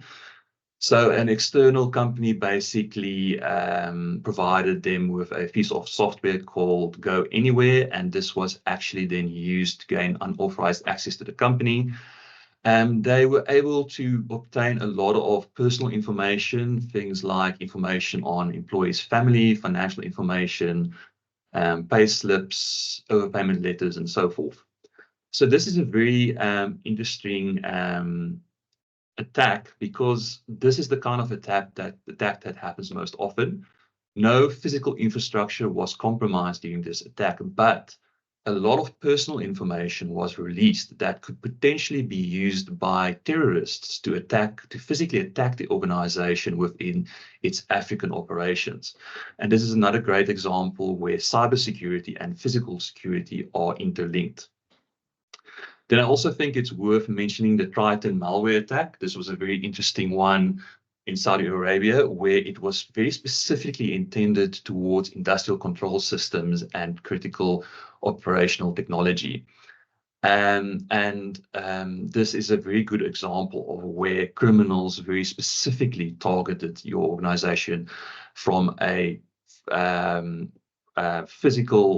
causing physical disruption and damage.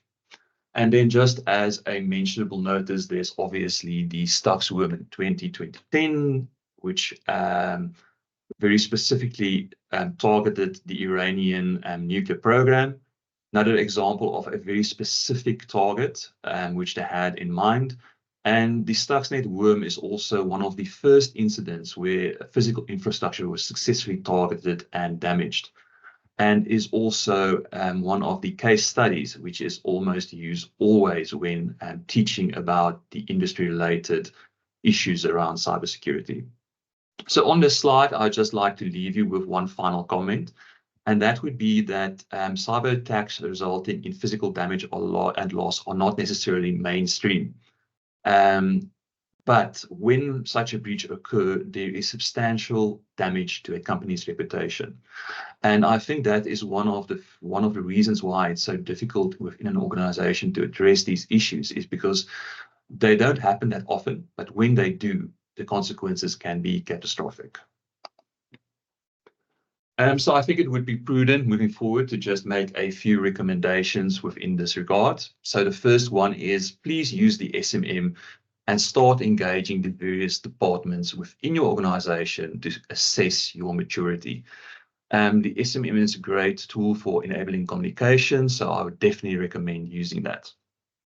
And then also, audit frameworks really need to be in place to ensure not only your cybersecurity, but also your physical security is being measured over the entire organization. And I would say that you should insist on suitable standards such as ISO 27, those range of standards, as well as the NIST cybersecurity framework. We really cannot just apply these frameworks and standards to cybersecurity only. There has to be inclusion of the physical assets and physical protection side of things.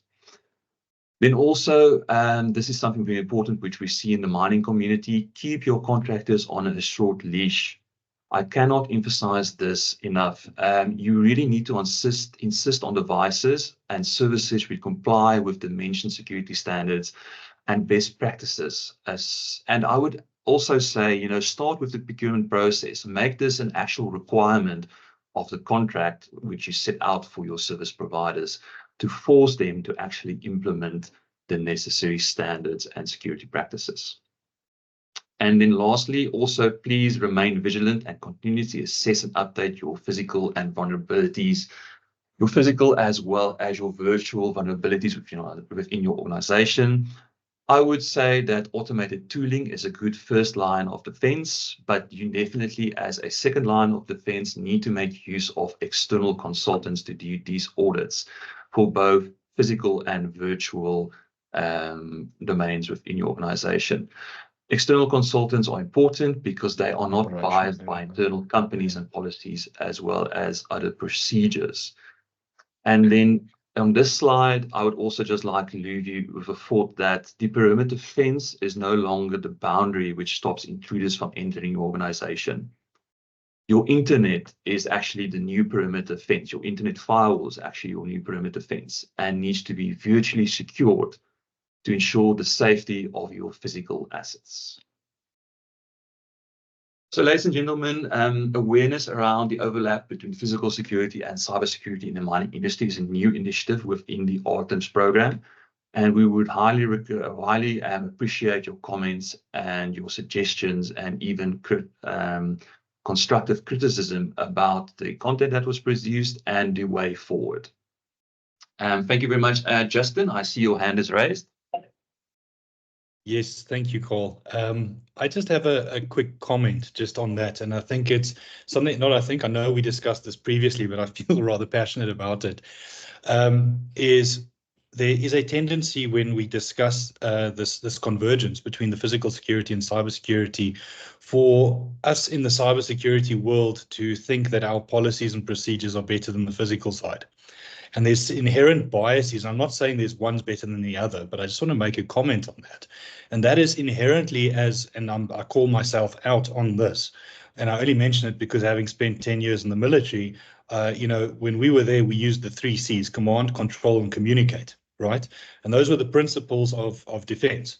Now, if you go and have a look at the maturity within the physical security environment, I do believe that for successful integration of physical security and cybersecurity, we need to acknowledge that, first of all, from a cybersecurity perspective, I feel we need to break it down into the 4 technologies and look at how OT and physical security interact.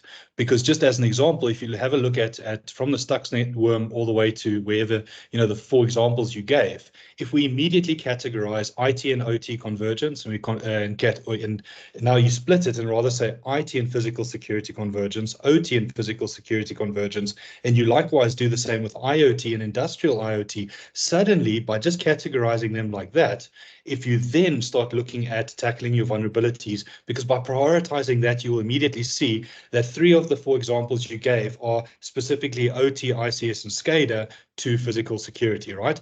Obviously via IT network.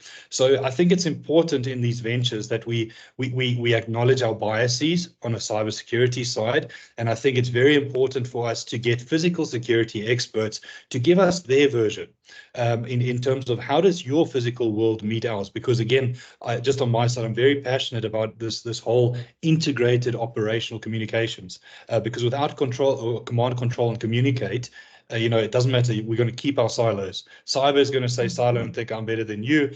Physical security, oh no, not you guys again. And there's this breakdown in communication. So that's just my 2 cents on that. Yeah. No, thank you, Justin. I definitely agree with you. And, something that I have a little bit of a pet peeve as well is we go to such great lengths to secure our virtual world, make sure our firewall is impenetrable and so forth. But then someone just walks in for access control, puts a memory stick in somewhere where they shouldn't, and then all that investment has been bypassed. And I'm actually now starting to think that, we should start looking at the military and the type of cybersecurity practices which are implemented in the military space for more, to gain better understanding and more information about how we can better implement, security as a whole within our various organizations.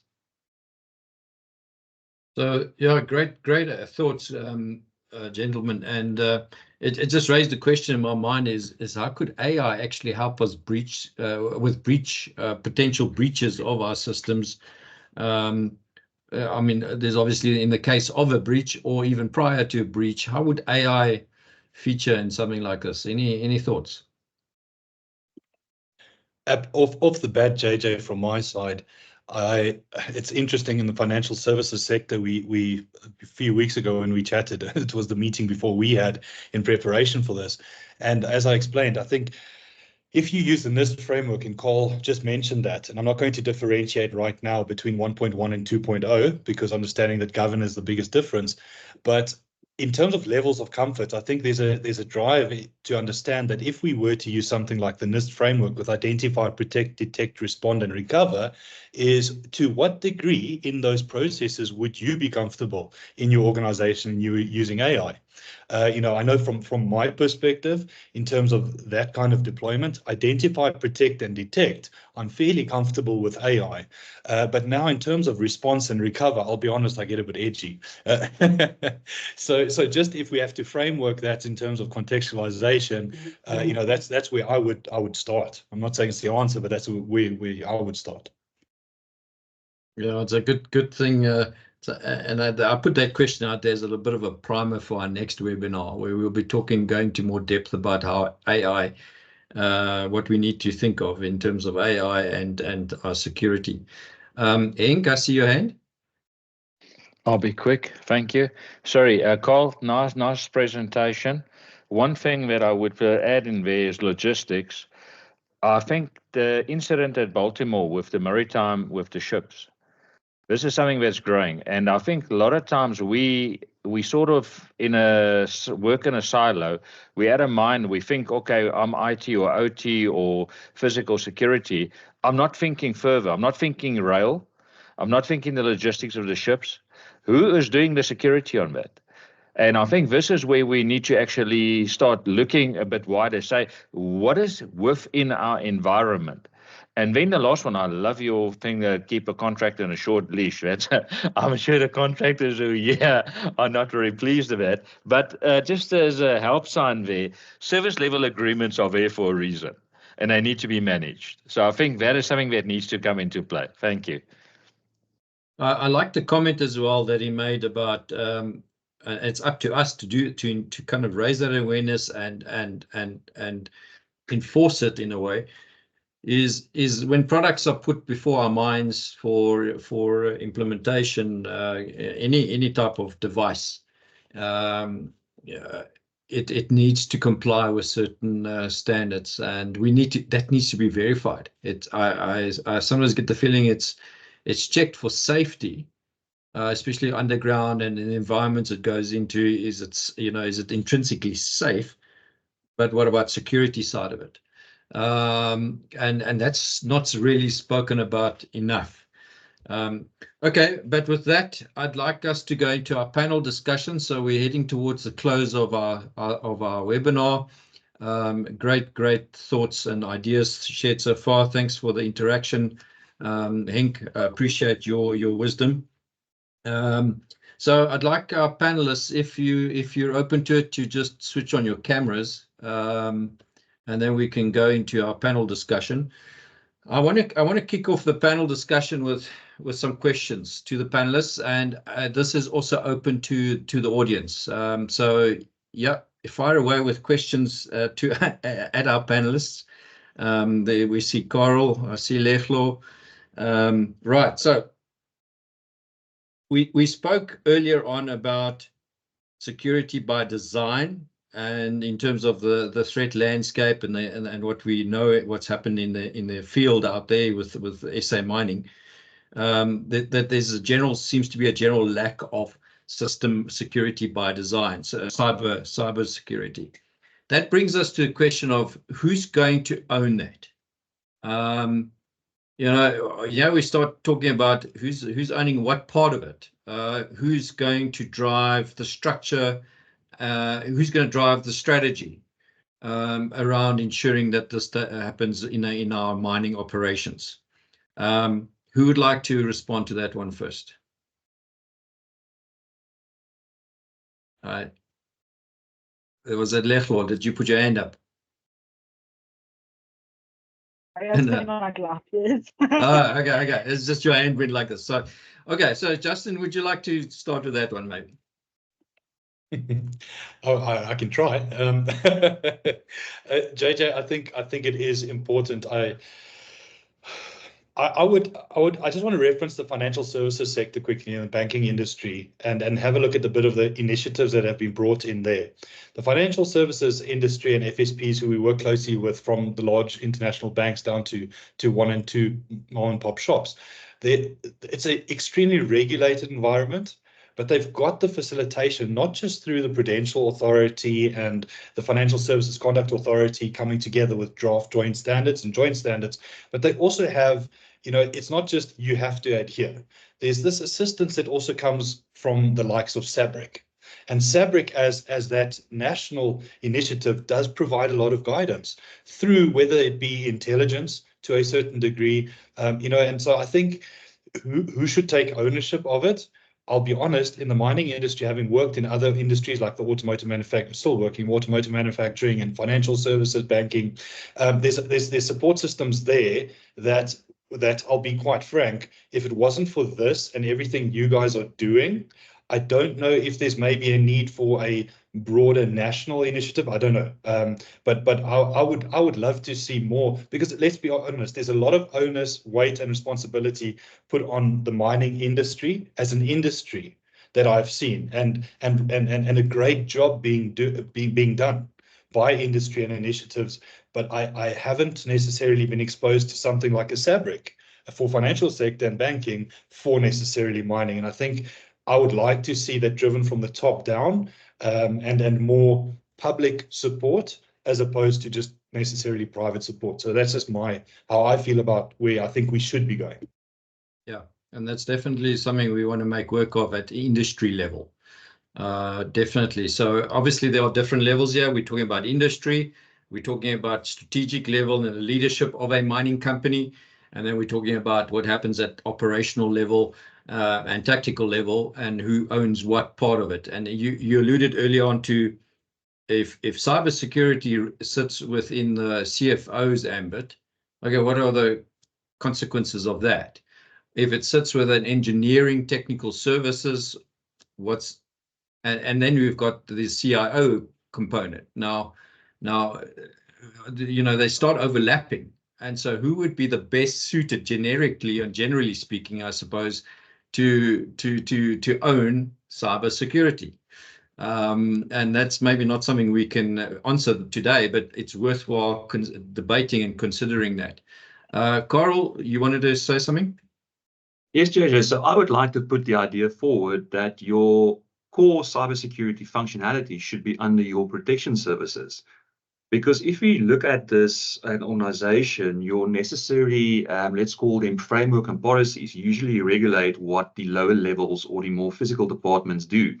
So you have your various risk policies in place, you have your NIST and so forth. But then the question is who actually checks whether the organization actually meets these requirements? And you can't leave that to the actual departments doing the work, because they are just going to say, well, no, meeting this deadline is more important. So I would like to argue that let's get this core cybersecurity capability under your protection services. So if an incident occurs, there's this commonality between responding between a physical breach with guns and ammunition and so forth, and responding to a virtual event or virtual breach with your necessary cybersecurity analysts doing plugging holes, providing patches and so forth. But I definitely agree where this capability would then, be governed from. I think we would need to play around with it and then see if we can figure out where the best place for this be. But I definitely think those two need to be combined. Okay, yeah. So Justin, your hand was up, and then Lechlo, yes? You're on mute.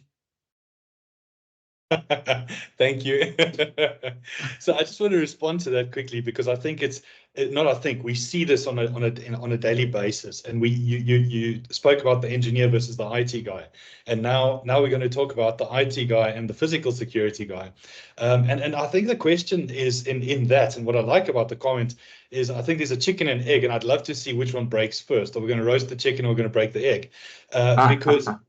Because if you think about, you've got these competencies that are defined in the NICE framework that's clearly defined with tasks, objectives, and work roles, and NIST went to those lengths of defining the NICE work roles for competencies, not just in speciality fields. So the question is, and you know, I always used to joke with I joked with, not at, you know, the previous guys in the military that, you know, they called themselves knuckle draggers. You know, they're there and grr, as you said, you know, Carl, let's go and respond. But I think that there might be a place for us to use lower tier or lower level NICE competency frameworks that are blended with the existing physical security knowledge to upskill the physical security to a certain degree. So in as much as I don't believe the IT guy can fulfill ever the role of the engineer, and that it's easier to assist in facilitating education and knowledge on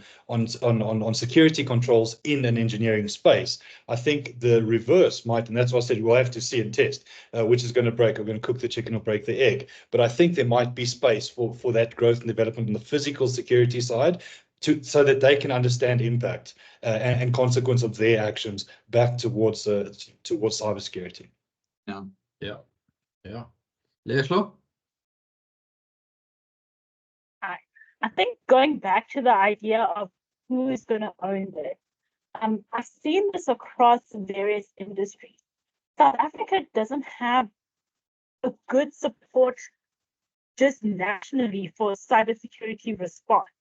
I mean, supposedly this was supposed to sit with NIA, the National Intelligence Agency. But if you look at our regulations and at our policies, cybersecurity has not been updated since I think 2005, maybe even earlier. So there does need to be some sort of national response that sits with Parliament, that owns it at least at a parliamentary level, and then governs the various industries from a parliamentary level to at least ensure that there's some sort of response plan in place for any incidents, regardless of the industry. So there needs to be some ownership that comes from the national government sector. It shouldn't only be up to the mining houses and the organizations, no matter the industry, to hold sole responsibility for that, because otherwise we'll end up with more transfer. Very valid comment, and it's something we need to aspire to, definitely. Sorry, JJ, just as a matter of interest, Letlo, what is your, because obviously you're talking towards like a national cert and all the rest in terms of the support that would come with that. What is your feelings then around a industry-driven cert? Is that, do you think that there's a way to build up into that? Because let's be honest, we're not seeing commitment. Do you think that industry-driven certs collectively could drive us into that position, or do you think it's you know, we are where we are and we're not going to get anywhere? I think for now it would have to be industry driven, and then somewhere along the line we'd have to, I guess, lobby national government or national or provincial government, because from the top down there's not much coming through. So it would have to be a bottom up sort of implementation approach. Industry drives it to government, even though ideally it should be government driving it to industry. Yeah. So the way I see it is that the mining industry at least could become a catalyst for what could happen on a more broader national level. So let's try and spearhead it as industry.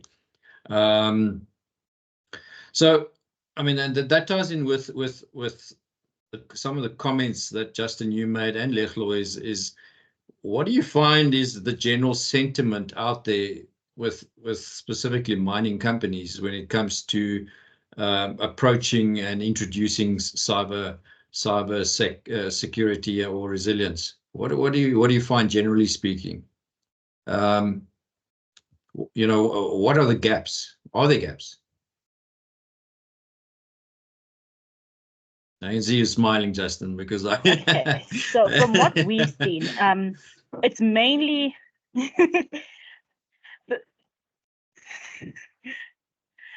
from what we've seen, it's mainly the challenge of how to merge OT and IT. That seems to be one of the main concerns that we heard from the mining industry.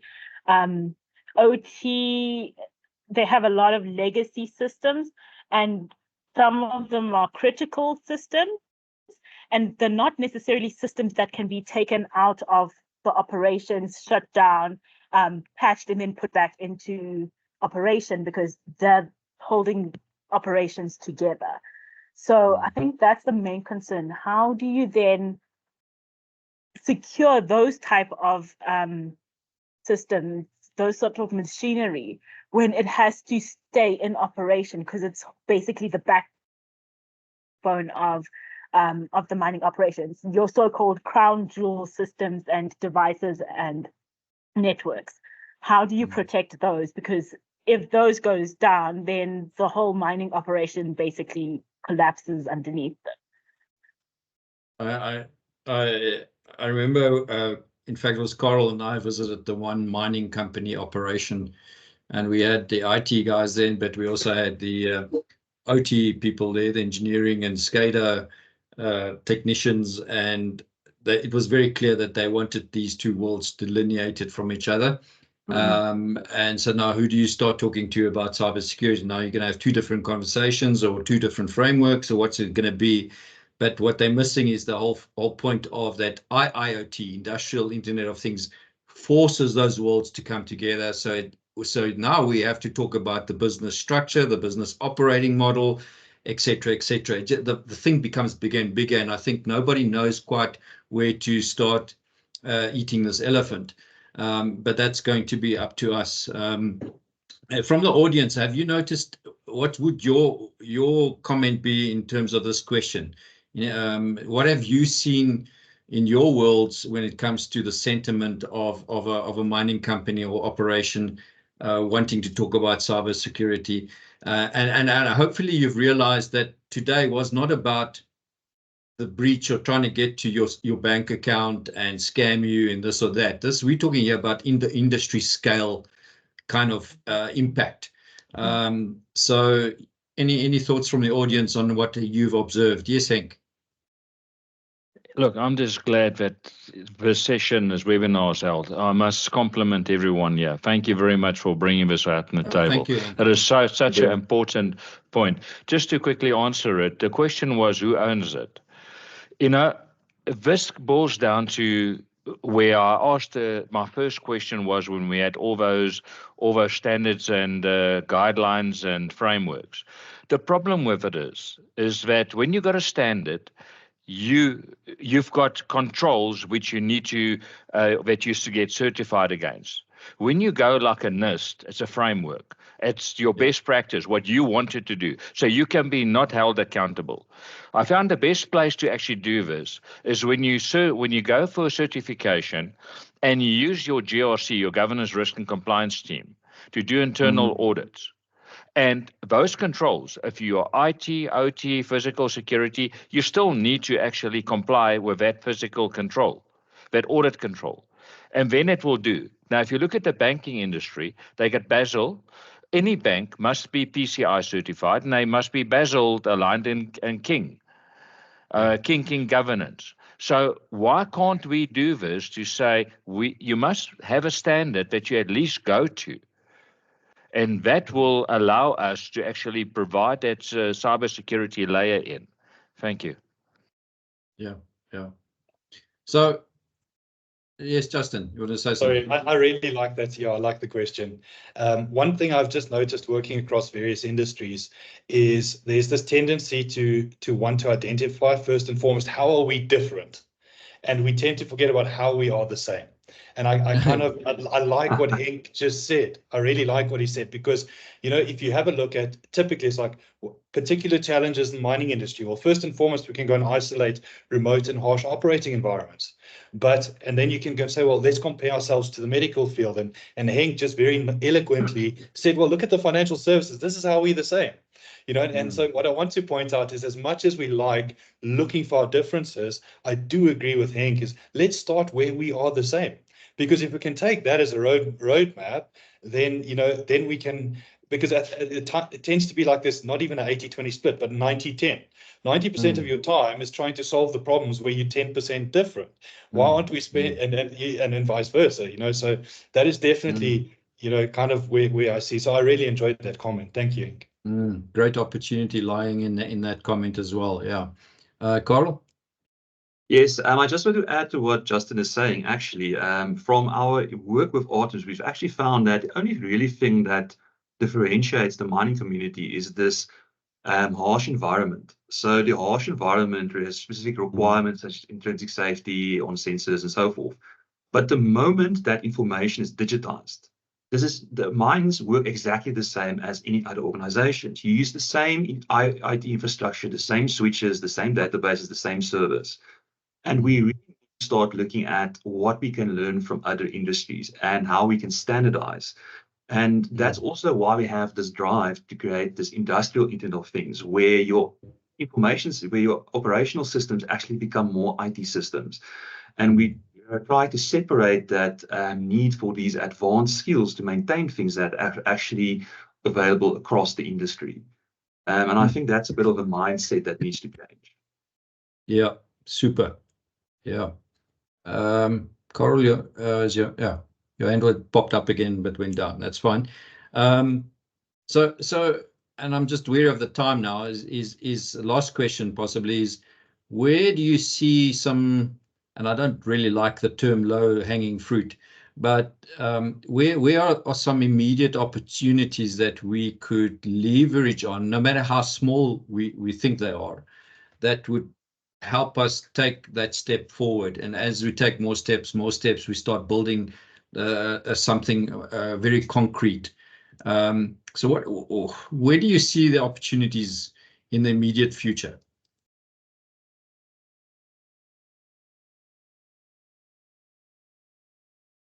Carl?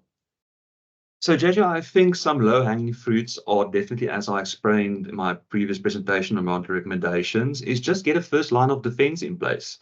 You know, there are various open tools which you can do to do security assessment, automated security assessments, and so forth. And then also, you know, get contractors in, you know, create and establish this will in your organization and get some people in to start looking at these issues, you know, get them to actually, you know, try and hack your SCADA system, you know, and that kind of thing. And that would be a good starting point. This is really something where you can just spend money and then, you know, you'll see an immediate improvement in your cybersecurity resilience. And then, you know, just motivate employees to start doing some cybersec qualifications or, you know, read up, you know, provide incentives for them to be more aware of cybersecurity in general. And I would say that would be an excellent place to just start to improve your resilience. Yeah. Lechlo? Yeah, I definitely want to add on, security training and awareness will definitely help in just doing an immediate improvement on the security landscape. Just so people can aware what can happen if you bring in like an external device from home that you connect into organizational systems.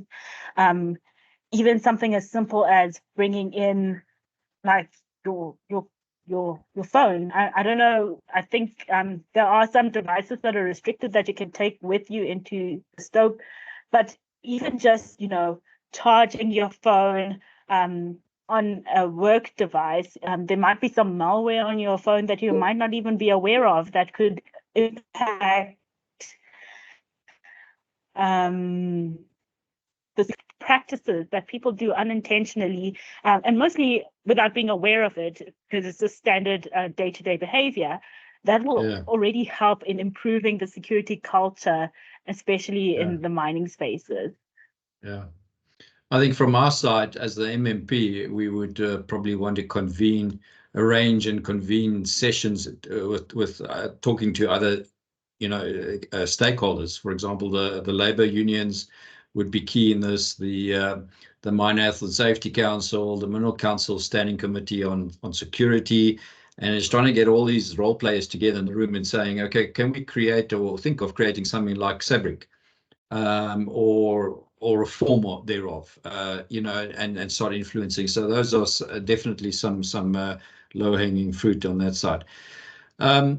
So if there's no more, I just have one comment, because obviously we've been discussing controls, but so I don't want to reiterate what anyone else has said.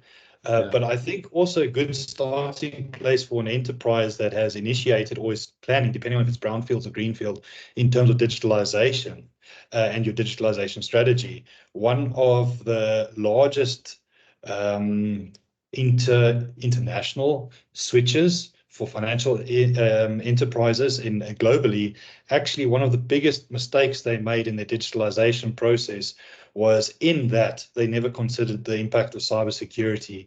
And so cybersecurity was not a talking point in their digitalization strategy. And so subsequently, you sit with more vulnerabilities at the end of the day. And so if a low-hanging fruit for those who are initiating, when you start the process, I think I'd just like to add, it's important to consider cybersecurity through any digitalization strategy. Yeah, by design, by upfront design, intentional. Yes. Yeah, absolutely. So from our audience, any comments, any nuggets to share? No? Okay, thanks, Henk, for the thumbs up. Then that brings us to the end of our panel discussion. Thank you, panelists, and for the presentations as well. I'm just going to put a slide up to share what's next.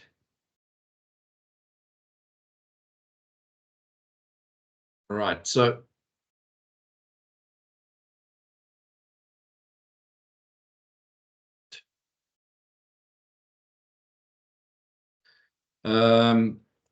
what we are thinking of is that we're looking at probably a series of 2 or 3 webinars on this topic. We want to spend more time on it, and the reason why there'll be 2 or 3 is also because Datagreat are doing additional work for us, which they haven't completed yet. And by the time we have the second and third webinars, potentially we have more insights to share with the industry. But some of the topics that came up in our preparations was, okay, how do we map cyber resilience back to the business strategy, and not just business enterprise strategy, but then also how does it inform the operational functional strategies? How does it ensure that kind of convergence, et cetera, et cetera. So we'd like to actually put something forward on that. We briefly spoke about AI and the impact thereof, the possibilities, the dangers, the things that we need to look out for and define and preempt. And then the topic of OT and IT convergence, we'd like to then obviously also then expand on that. I'm also very keen to hear from the audience as to what else we should be considering and talking about. I think Henk gave us some really good pointers, and maybe Henk, you can get involved and help us with this. So that would be for the next webinar. I will send out another invitation when we've established a date. It's most likely going to be around about June or July, but we'll keep you posted. So that's next steps. And with that, I think I just want to thank everyone for their participation today, for attending this. Hopefully we've left you with enough to think about. But ultimately what we want to do is not just create awareness. We actually want to turn it into some form of action for the sake of our mining industry. And obviously it has an impact on national imperatives and integrity as well. So feel free to reach out to me, and let's take the conversations further. So yes, on that note, thank you very much again. It's been great facilitating and hosting this session. Thank you, my panelists and my presenters. You're a great bunch, and your insights are actually really, truly valuable. So thanks, everyone. If there aren't any final questions or comments, then we can adjourn the session.